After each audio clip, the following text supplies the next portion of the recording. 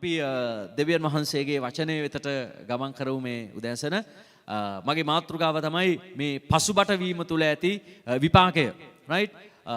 අද මේ වත්මන් කාලයේ බලද්දී මේ කිතුණු ජීවිත මම දැන් මේ කාලේ බොහෝ අයත් එක්ක කතා බහ කරන විට මම දකින ප්‍රධාන ලක්ෂණයක් තියෙනවා දෙවියන් වහන්සේ අදහන මනුෂ්‍යයන්ගේ ජීවිතේ. ඒ තමයි ගොඩක් අය මේ පසුබට වීමට ඇලුම් වෙලා ඉන්නවා.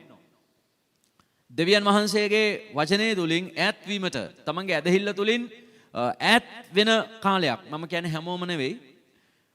සාමාන්‍යයෙන් සැලකිය යුතු පිරිසක්. හොඳද? මොකද යේසුස් ක්‍රිස්තුස් වහන්සේ තුල ගැලවීම ලැබුවා කියලා කියන්නේ මේක මේ පොළවේ ඔබ ලබන්ට ඔබට තිබෙනවා නම් වාසනාවන්තයි කියලා දෙයක්, වටිනාම කියලා දෙයක්, ඒ දේ දැනටමත් ඔබ ලබලා ඉවරයි. ඒ තමයි ඔබ ලැබූ ගැලවීම. දැන් මේකේ වටිනාකම ගොඩක් අයට පැහැදිලි නැහැ.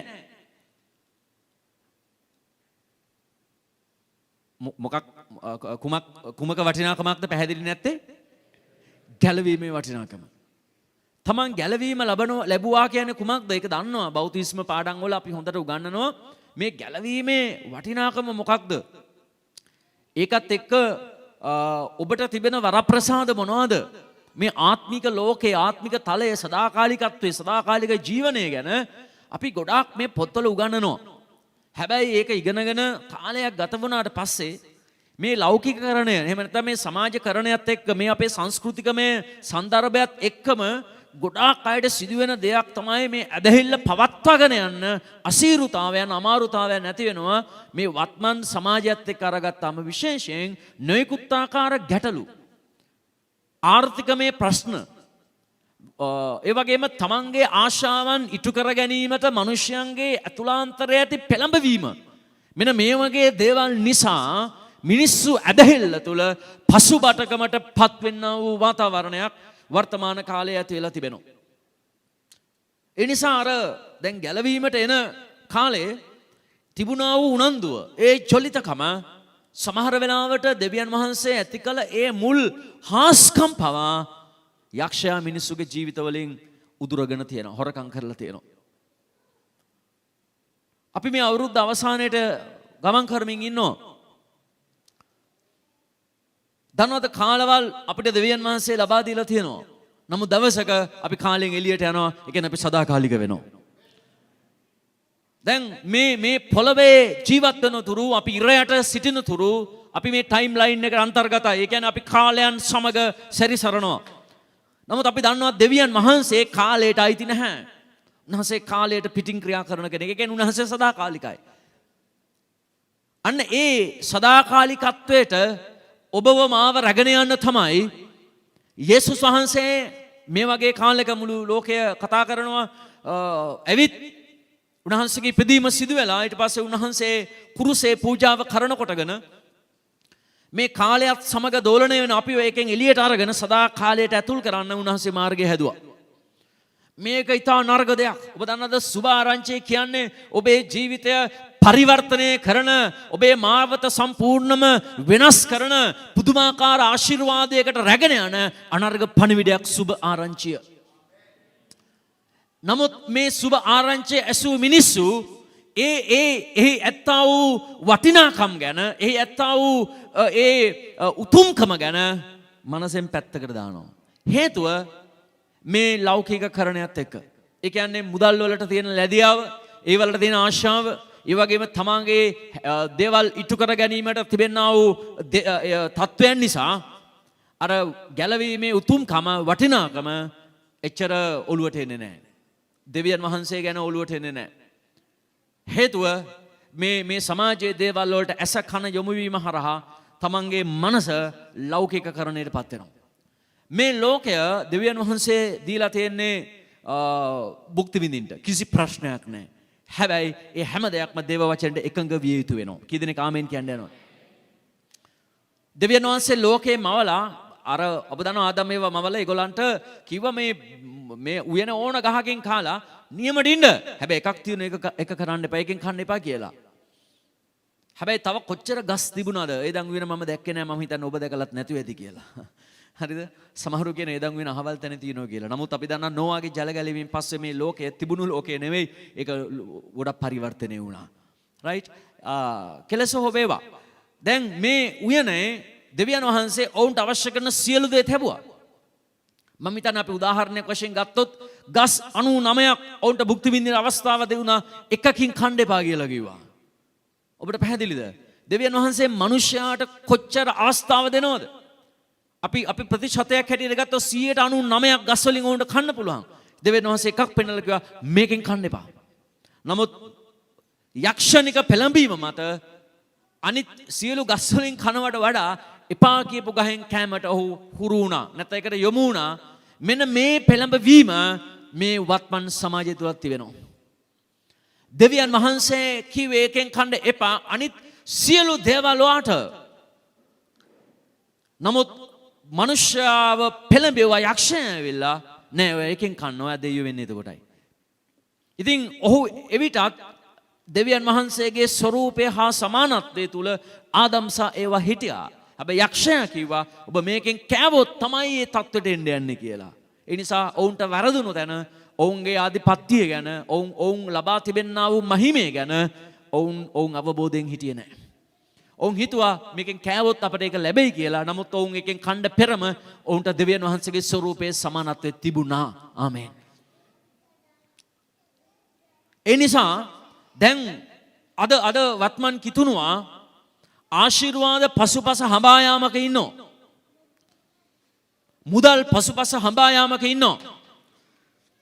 නමුත් ඔබ දන්නවද බයිබලයේ අපට කියන්නේ මොකක්ද? ඒ සියල්ල අපට දීලා ඉවරයි කියලා. දැන් ඔන්න ප්‍රශ්නේ පටන් ගත්තා. ඉවරයි? ඉවර නම් තියෙන්න එපා. ඔබ අද ගෙදර ගිහිල්ලා අර ඔබේ ගේ පිටිපස්සේ තියෙනවා නේද මොකද්ද ඔය පොදු වශයෙන් තියෙන දෙයක්. අපි කියමු කේල් ගහක් තියෙනවා කියලා. ඒ කේල් ගහයට අඩි පහක් හරලා බලන්න ආශිර්වාදේ තියෙනවා. දැන් මිනිස්සු හොයන්නේ යන්නේ එහෙම. මම කයි උදාහරණ අරගත්තා. අපි දෙන ක්‍රිස්තුස් වහන්සේ තුළ සියල්ල අපට දී තිබේ. දීලා ඉවරයි. එතකොට මිනිස්සු අහන කෝ මම ඒක කිව්ව අර ගෙදර පිටිපස්සේ අර කෙසෙල් ගහ යට තියෙනවා. හැබැයි අඩි පහක් හරන්න ඕනේ. දැන් මිනිස්සයා හොයන්නේ මෙන්න මේ විදිහට දෙවියන් වහන්සේගේ ආශිර්වාදය මේ කොහේ හරි ඒක තියලා ඇති කියලා. දැන් දීලා ඉවරයි කියද්දි ඒකනේ. කෝ දැන් මේ අත්පත් කර ගැනීම ගැන පැහැදිලිකමක් නැහැ. ඒකයි ප්‍රශ්නය. එතකොට ඔහුට හිගකම පේද්දී ඔහුගේ පොකට් එක empty බව දකිද්දී නේද? ඒක අර කියන්නේ clean suit empty pocket කියලා. ඉතින් මේ තමන්ගේ මේ මුදල් පසුම්බිය දිහා බලදී ඒකේ 750ක් විතර තියෙනකොට දැන් කිතුණුවෙකුට එන ප්‍රශ්නේ දෙවියන් වහන්සේ මට සියල්ල දී තිබේ නම් මගේ පර්ස් එක හිස්සයි. දැන් මිනිස්සයා තමන්ගේ ආධිපත්‍යය තුල ජීවත් වෙන රටාව ඔහු අවබෝධ කරගෙන නැහැ. හුදෙක් බොහෝ අය 80ක් 90ක් වත්මන් කිතුණුවන් බොහෝ වෙලාවට බෝනගේන එහෙම නැත්නම් ක්‍රිස්තුස් වහන්සේව පිළිගත් අය. දැන් අපි පෙර කාලේ දැන් පවුල්තුමා පැහැදිලිව කියන ඕගොල්ලෝ පෙර කාලේ සිටියා වූ ව්‍යවහාරයේ ලෙස අර අන්ධකාර ආත්මික මාර්ගවල වල නැත්නම් අඳුරු බලවේගයන් එක්ක තිබුණු සම්බන්ධතාවලින් ඔබව දෙවියන් වහන්සේ මිදුවා කියලා. නමුත් සමහර අය දේවාල හුරුව තමන්ගේ මනසේ තියාගෙන ඉන්නවා. දැන් දෙයියෝ ආශිර්වාද කරනවා කියන ඒ වචනය අපි ඔබ යේසුස් වහන්සේ ගැන අහලා නැති කෙනෙක් නම් කලින් රයිට් ඔබ පසු කාලීනව ගැලවීමට ආපු කෙනෙක් නම් දන්නවද අපි හුරු වෙලා තිබුණා දේවාල ක්‍රමයකට. මට මතකයි මම O level ලියන්න ඉස්සෙල්ලා මාර බායේ දැන් දෙයියෝ පිහිට වෙන්න ඕනේ කියලා. මම ඒතකොට යේසුස් වහන්සේ ගැන දන්නේ නැහැ. ඉතින් මම මේ අර කුරුණෑගල ටවුන් එකේ වැව පාරේ තියෙන අර දේවාලය. ඊට පස්සේ මම පූජාවට්ටියක් අරන් ගිහලා කපු මහත්තයා හම්බුණා. ඇයි පුතා මොකටද කියලා ඇහුවා. මං කිව්වා මේ හෙට විභාගයට යනවා කියලා. එන්න කියලා. අර කරගත්තා මෙහෙම කරා මේ ඊට පස්සේ මොකක් හරි දෙයක් දෙනවා කියලා බාරයක් වෙන්න කිව්වා. මං කිව්වා තව පළතුරු වට්ටියක් දෙන්නම් කියලා. ඊට පස්සේ එහෙම වෙලා ඊට පස්සේ යා මොකක් දෙයක් කරලා අලු ටිකක් ඔතලා දුන්නා. මේක අරන් ගිහලා හැම උදේම මේ විභාගයට යනකොට නල්ලේ ගාගෙන යන්න කියලා කිව්වා. ඉතින් මම නල්ලේ ගාගෙන ආයෙ පිහදාගෙන යන්නේ. මොකද කොල්ල දැක්කොත් එම්ම සවුත්තු දාන්නේ හින්දා. නල්ලේ ගා ගන්නවා මගට ගිහලා ආයෙ පිහදා ගන්නවා. ඉතින් ගියා විභාගේ පාස් වුණා. ඊට පස්සේ දැන් පළතුරු වට්ටිය ඒක ගානක් නැහැ. තාම දුන්නේ නැහැ වට්ටිය. මේ හැබැයි ඔතනින් යන වෙනවා මොකුත් කීවේ නැහැ. දැන් මේක තමයි අපේ පැරණි ක්‍රමය. රයිට්? දැන් ඊයේ දවසේ කෙනෙක් ආවා යාඥා කරගෙන පව් එයා දන්නේ. එයාගේ ලොකු ප්‍රශ්නයකට මම යාඥා කරලා ඉවරුණා. ඉවරුණාට පස්සේ මගෙන් ඇහුවා මේ බාරේ ගැට ගහන්නේ කොහෙද කියලා. මං කිව්වා එහෙම එකක් නැහැ. එහෙමද? එතකොට මොකක් හරි රූපයක් මොන හරි තියෙනවද? චුර වැඳලා යන්න කියලා කිව්වා. මං හෙමත් නැහැ. එතකොට මං කිව්වා අපේ යේසුස් වහන්සේ ජීවමානයි. එතකොට මම මොනවද කරන්න ඕනේ? මං ටක් ගාලා යාඥා කාඩ් එකක් දීලා කිව්වා මේක ගිහිලා ගෙදර උදේ හවස කියවන්න කියලා. ඉතින් පස්සේ යාට ටිකක් වෙලා අරගෙන යේසුස් වහන්සේ ගැන කතා කරලා යාඥා කරන පිළිවෙල ඒ හැම දෙයක්ම කියලා දීලා පිටත් කළේ. ඉතින් උඩ ලොකු භක්තිවන්තකමක් ආවා. ඉතින් නමුත් අර මුල් හුරුව තියෙන්නේ ආభాෂණයේ තියෙන්නේ අර අන්ධකාර බලවේගات එක්ක අපි ගත කරපු කාලය. ඒ නිසා යේසුස් වහන්සේ තුල සියල්ල අපිට දී තිබේ කියනකොට ගෙදර ගිහලා හොයනවා කොහෙටද උන්වහන්සේ දාලා තියෙන්නේ කියලා. එහෙම නෙවෙයි. දන්නවද මේක ඇදහිල්ලේ ක්‍රියාවක්. මේක මා තුල මගේ ඇදහිල්ල මගේ විශ්වාසය මේ තැනට ඇතුල් වන විට දේවල් මං වෙනුවෙන් ලැබෙන්නට යනවා. ඔබ කරන දේ සාර්ථක වෙන්නට යනවා. අපි සාර්ථකත්වය හොයන්නේ නැහැ. අපි ඇදහිල්ලට ඇතුල් වෙන සෙනගක්. ආමෙන්. ඔබ සාර්ථකත්වයට ඇතුල් වෙන්නේ ඇදහිල්ල වෙත ඔබ ඇතුල් වුණොත් විතරයි. නමුත් ඇදහිල්ල නැතිව මිනිස්සු සාර්ථකත්වය හොයනවා. මම හිතනවා මේක බයිබලීය ක්‍රමය නෙවෙයි. එවිට බොහෝ අයට වෙන්නේ පසුබට වෙන එක, අධෛර්යමත් වෙන එක, කලකිරෙන එක, දෙවියන් වහන්සේගේ මාර්ගයෙන් අයින් වෙන එක. ඉතින් ඒ ගැන තමයි මම අද දවස් ඔබත් එක්ක කතා කරන්න යන්නේ. ඒ කියන්නේ ඇදහිල්ලට ඇතුල් වෙන්නේ නැතිව සාර්ථකත්වයේ සෙවීම පසුබටකමේ ආරම්භයයි. දැන් හැමෝටම සාර්ථකත්වය ඕන. මට අත උසන්න තමන්ගේ ජීවිතයේ සාර්ථකත්වයේ එපා කියන කවුරු හරි ඉන්නවද? දැන් මම පොඩක් බලන්න ආසයි. ඒ කියන්නේ කිසිම ආත්මික ආර්ථික ශාරීරික මොනවා මට ඕනේ කියන අය කවුරුත් නැහැ. දැන් මේ සාර්ථකත්වය කියලා කියද්දී ගොඩක් අය හිතන්නේ මේ මුදල් ගැන කියලා නෑ. ඔබේ ආත්මිකත්වය ගැනත්, ඔබගේ ශාරීරික නිරෝගීකම ගැනත්, ඒ වගේම ඔබේ ආර්ථික නැත්නම් මුදල් පැත්ත ගැනත් කියන මේ තුන් ආකාරයෙන්ම මිනිසෙක් සඵල වෙන්නට ඕනේ. නැත්නම් මේ මුදල් හම්බෙන එක නෙමෙයි සඵලත්වය කියන්නේ. එහෙමනම් දැන් ඔය කුඩු බිස්නස් කරලා ටක් ගාලා සඵල වෙන්න පුළුවන්. දැන් පහුගිය කාලේ ඇල්ලුවේ ලංකාවේ ඓතිහාසික වාර්තාවක් තිබේ කුඩු කිලෝ 250යි. රයිට්? කිලෝ එකක් කෝටියයි, කෝටි 250ක කුඩු. ඉතින් මේ එකක්නේ අහුුනේ. તો අහුවෙන්නේ නැතුව කොච්චර රට ඇතුළේ එනවද කියලා අපි දන්නේ නැහනේ. අනිත් එක මාර ප්‍රශ්නයක් තියෙන්නේ අහුවෙනවා පෙන්නනවා කුඩු මේ කිලෝ 250 500 අහුවෙනවා පෙන්නනවා.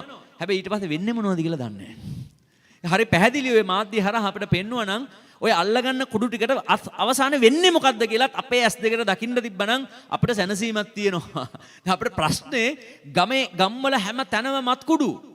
ඒතර අපිට ප්‍රශ්නයක් මෙච්චර අල්ලද්දී මේවට මොකද වෙන්නේ? ඉතින් අපිට නිකන් අපි අර කතාවට කියන්නේ වකුගඩුවට වගේ හිතෙනවා. මේ අල්ලගන්න එව්වා බෙදා හරිනවද කියලා. නෑ මේ අපිට ප්‍රශ්නයක්. අපිට උත්තරයක් ඕනේ ඒකට. අපිට ප්‍රශ්නාර්ථයක් තියෙනවා. මේ අල්ලගන්න කුඩු වලට මොකද වෙන්නේ? එහෙනම් ප්‍රසිද්ධිය ගිනි තියන්න ඕනේ. මාධ්‍ය ගෙනල්ලා මෙන්න ගෝල් ෆේස් එකේ මේ අවුරුද්ද අල්ලගත්ත කුඩු ගොඩ කියලා ඔක්කොම ගොඩ ගහලා ගිනි කූරක් දාන්න ඕනේ ඒකට. සමහර අල්ලගත්ත කුඩු ඒවා මත් කුඩු අල්ල ගන්නවා ඊට පස්සේ ඒවා වෙන කුඩු බවට පරිවර්තනය වෙනවා. දැන් ඔබ බලන්න ඉතින් මිනිස්සුෙකුට ධනවත් වෙන්න නම් කුඩු විකරන්න පුළුවන්. එතකොට බයිබලේ ඕනේ නැහැ. දෙවනවස ඕනේ නැහැ. රයිට්? නමුත් මේක නෙවෙයි සිස්ටම් එක. මිනිස්සෙක්ගේ සඵලත්වය කියන්නේ මුදල් පමණක් නෙවෙයි. ඔව් ආත්මිකව සඵල වෙන්නට ඕනේ. ඔව් දෙවියන් වහන්සේගේ වචනය තුල, ඔව් දෙවියන් වහන්සේගේ ආලේපය තුල, බලය තුල, ආත්මික ඵල තුල ඔව් ඵල දරන කෙනෙක් බවට පත් වෙන්නට ඕනේ. ඒ වගේම ඔව් ශාරීරිකව හොඳ නිරෝගී සුවය තුල ජීවත් වෙන කෙනෙක් වෙන්නට ඕනේ. ඒ වගේම තමයි ඔහු කිසි ණයක් නැතුව කාලා බීලා සතුටින් ඉන්න කෙනෙක් බවට පත් වෙන්නට ඕනේ. මේක තමයි සැබෑ සඵලත්වය. ඒ කියන්නේ හදවතේ ප්‍රීතියක් තියෙන්නට ඕනේ. දන්නවද ප්‍රීතියෙන් ජීවත් වෙන මිනිහෙක්. දැන් අද මේ වර්තමාන සමාජයේ දෙස බලද්දී ප්‍රීතිය කියන එක, සන්තෝෂය කියන එක කොහෙද තියෙන්නේ? බලන්න ඔබ නිකන් ටවුන් එකකට ගිහිල්ලා මේ පොඩ්ඩක් පැත්තකට වෙලා මේ හිටගෙන මේ නගරය ඇවිදින මිනිස්සුන්ගේ මූණවල දිහා බලන්න. සතුටක් තියනවද උන්ගේ මූණේ? නෑ. හැමෝටම ලේ කෝප වෙලා තියෙන්නේ. කාගෙන් හරි ඇහුවොත් කොහොමද කියලා බයිනෝ බැනගෙන. ඇයි? සතුට කියන එක විනාශ වෙලා මනුෂ්‍ය ජීවිතවල විවිධාකාර ගැටලුත් එක්ක විශේෂයෙන් ආර්ථිකයේ ප්‍රධාන බලපෑමක් වෙලා තියෙනවා අපේ රටට. නායකයෝ විවිධ කතාවල් කියනවා. වගකිය යුත්තේ නැති තරම්. නෑ ඇත්තටම කිව්වොත්. ඒ නිසා මානසික ආතතිය වැඩි වෙලා ආර්ථික මිනිස්සුගේ අතේ තියෙන මුදල් ටික මදි වෙලා ජීවත් වෙන්නට ඊටම අසීරු කාලවකවානුවක්. දැන් මේ රැල්ලේ ඔබ තව කෙනෙක් වෙන්න බෑ. දන්නවද මේ රැල්ලට ගසාගෙන යන කෙනෙක් වෙන්නට බෑ. ඔබ දෙවියන් වහන්සේගේ මිනිසෙක් හැටියට ඒකට විරුද්ධව පීනන කෙනෙක් වෙන්නට අවශ්‍යයි. ඒ නිසා මේ සමාජ රැල්ලත් එක්ක ඔබ පසුබටකමට ඇලුම් වෙන්නට එපා. ඔබ මේ සමාජ රැල්ල තුල දැන් අපි දන්නවා මාළුවෙක් රැල්ලට විරුද්ධව පීනද්දි තමයි ඔහුට ගැඹුරු මුහුදට යන්න පුළුවන්. හැබැයි රැල්ල ගොඩබිමට එනකොට මාළු වෙනවා. ඒන්නේ මැරිච්ච මාළු ඔක්කොම. මැරිච්ච මාළු රැල්ලත් එක්ක එනවා පීනනවා වගේ තමයි පේන්නේ. හැබැයි මේ මැරිච්ච මාළුවා වෙරළේ තියලා රැල්ල ආපහු යනවා. හැබැයි පණ තියෙන මාළුවා රැල්ලට විරුද්ධව පීනගෙන ඔහු යනවා ගැඹුරු දියඹ වෙත. ඒ නිසා මේ රැල්ලක් ගසනවාද අපේ දේශය තුල ඊටම භයංකාර විදිහට විවිධ ආකාරයේ රැල්ලක්. ඉතින් ඔබ කොහොමද දෙවියන් වහන්සේගේ දරුවෙක් හැටියට මේ රැල්ල අභිබවා ඔබ දියඹට පීනා යන්නේ කොහොමද? ඔබ මේ සමාජ පරිවර්තනය තුල ඔබ කිතුණුවෙක් හැටියට ඔබ කොහොමද ජයග්‍රාහිකව මේ පළවේ දිවි ගමන ගමන් කරන්නේ? තනද ඒකේ රහස අපිට දේව වචනෙන් දීලා තිබෙනවා. ඒ නිසා මේ කාලේ අමාරුයි. ඇත්ත. කවුරුත් කියන කතාව මම පිළිගන්නවා. හැබැයි මම විශ්වාස කරන්නේ නැහැ කිතුණුවට ඒක අමාරුම වෙන්න යනවා කියලා. මම විශ්වාස කරනවා දෙවියන් වහන්සේගේ මිනිසයාට ඕනෑම වාතාවරණයක් තුල දෙවියන් වහන්සේගේ හස්තේ උපස්ථානයේ තිබෙනවා. ආමෙන්. ඒ නිසා ඔබ ළඟින් ඉන්න අය අනිත් අය කතා කරන දේවල් වලට කීක ඉන්න පුළුවන්. නමුත් වෙනස්ම මානසික තත්ත්වයක ඔබ ජීවත් වෙන්න. මොකද සමහර අපේ ඇදහිල්ල දේවල් අපි මිනිස්සුත් එක්ක කතා කරද්දී ඔවුන් හිතන අපිට පිස්සු කියලා. ඔවුන් හිතන එහෙම. අනේ ඒ නිසා ඔබ එහෙම නිකන් සුළු වෙන්න ඕනේ නැහැ. අපි දේවචනේ කියනවනේ මේ මුතු දාන්න එපාලු කවුරු ඉස්සරහද? එහෙනම් තේරුම් අරගන්න. හරිද? මුතු රැක ගන්න. ඉතින් ඒ නිසා ඔබට තියෙන ඇදහිල්ල ඔබ ළඟ තියාගන්න. රයිට්? සමහර අපිට ඇදහිල්ල බෙදා ගන්න අවස්ථාවක් ආවොත් අපිට පුළුවන් සහෝදරයා මේ වගේ කාලයක අපිට තිබෙන ශක්තිය දෙවියන් වහන්සේ ඒ නිසා ඔයා යේසුස් වහන්සේ විශ්වාස කළොත් ඔයාට මේ තියෙන මේ සමාජය තුළ ඔයාට ජයග්‍රාහිකව යන්න පුළුවන් කියන සුභාරංචි පණිවිඩයට සංවේදී වෙන කෙනෙක් ඉන්නවා. ටක් ගාලා යට සුභාරංචි කියන්නේ මේ කාලේ. මොකද මිනිස්සුන්ට බලාපොරොත්තුවක් නැහැ. කිසි බලාපොරොත්තුවක් නැහැ. අපේ රටේ ඡන්ද දුන්න මිනිස්සු නැති මිනිස්සු හැමෝටම කිසි කෙනෙකුට බලාපොරොත්තුවක් නැහැ. හැමෝම ඉන්නේ හරි අවදානම් තැනක. ගොඩාක් අය පිට රටවල වලට යනවා. හරිම අවදානම් තැනක. රයිට්? ඉතින් අපි දන්නවා අර මේ ටයිටැනික් කතාවේ අර නැව ගිලීගෙන යනකොට මිනිස්සු සල්ලි දෙනවා. අර කෝටිපති ඇවිල්ලා අර පොඩි බෝට්ටුවකට නක් ගන්න කියලා ඩොලර් කෝටි ගණනක් දෙනවා අතට ඒ කපිතාන් ගියා කියන එපා. ඒ නැගේ කට්ටිය තමයි යන්න තියෙන කරන්න දෙයක් නැහැ කියලා. ඒ වගේ අවසානයේ මිනිසුන්ට මුදල් දීලා බේරෙන්න බැරි වෙනවා. මුදල් දීලා බේරෙන්න බැරි වෙනවා. රයිට්? Taman සතු කිසිවක් ඉඩකඩම් මේ රත්තරන් ඔය මොනවාකින්වත් වැඩක් නැහැ. රයිට්? අවසානයේ Taman ඇදහිල්ල තොල හිටියොත් ගැලවෙන්නට යනවා. ඒ නිසා ඔයාගේ ධනය කෙරේ නෙමෙයි, ඔයාගේ රත්තරන් දිහා නෙමෙයි, ඔයාගේ බලවත්කම නෙමෙයි, ඔය ඇදහිල්ලට එන්න. එතනයි ඔය නිදහස් වෙන්න යන තැන. වෙන අතක් නැහැ. දෙවියන් වහන්සේ තුල යැපීම. ඒ නිසා ඔබ ආත්මික තලයට ඇතුල් වෙන්න. ඒක තමයි මේ වර්තමාන කාලයේ ඔබ කළ යුතු ප්‍රධාන දෙයක් හැටියට තිබෙන්නේ. යාඥාව. වචනය සමග සම්බන්ධ වෙලා දේව අභිමුඛයේ ඉන්න එක. එතකොට උන්වහන්සේට පුළුවන් ඔයාගේ ජීවිතයේ දේවල් කරන්නට. නැත්නම් ඔබ දන්නවා බොරදියේ මාළු බාන්න ලේසිනේ. හරිද? ඒ වගේ මේ කැළඹිලි කාලේ යක්ෂයා බොහෝ අයව පසුබටකමට ගානවා. ඒක තමයි මම අද දවසේ ස්වාමීන් වහන්සේ දුන්නු පණිවිඩය ඔබ සමග කතා කරන්නේ. පසුබටකමට මිනිසුන්ව ඇදලා දානවා. විවිධ දේවල් මත. දැන් කතා කළොත් ගොඩාක් අය මේ ආණ්ඩු විවේචන ඒවා මේවනේ කතා කරන්නේ නේද? ඉතින් මේව කතා කරලා වැඩක් නැහැ. කිසිම තේරුමක් නැහැ. ඔබේ කාලය අපරාධේ. රයිට්? ඔබ කතා කරයි කියලා මේ මිනිස්සුන්ට කිසිම වැඩක් නෑ. මම අහගෙන ප්‍රවෘත්ති වල කියනවා සමහර උසස් අපේ රටේ මෙති අමතුරු සෑහෙන පිරිසක් 60කට වැඩි ප්‍රමාණයක් ඒගොල්ලන්ගේ ගෙවල් දොරවල් වලට ගිහිල්ලා කියලා. ගෙවල් දොරවල් මේ ලංකාවේ නෙමෙයි ඒගොල්ලන්ගේ දේවල් තියෙන තැන් වලට.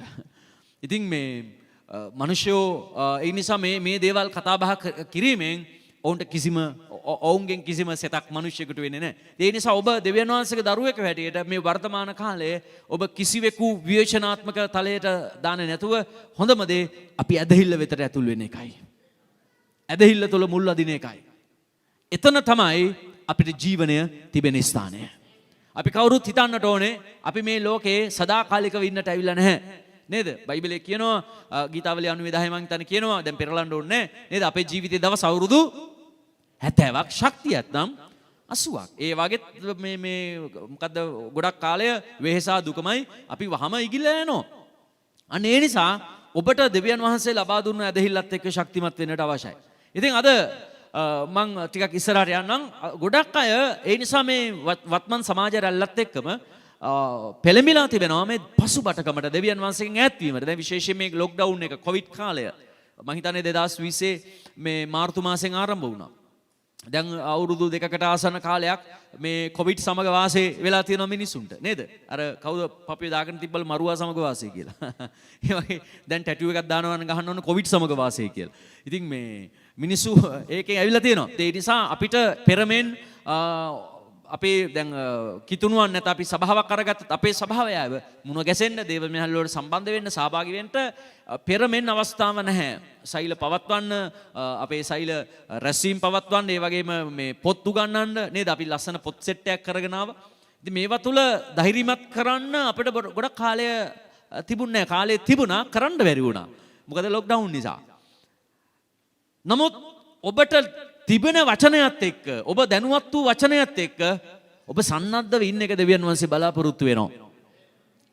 නමුත් මම දුටු දෙයක් දැන් පහුගිය කාලේ ගොඩක් අය මුණ ගැහෙන්න ගත්තනේ මේ ලොක්ඩවුන් එක ඉවර වෙනවත් එක්කම.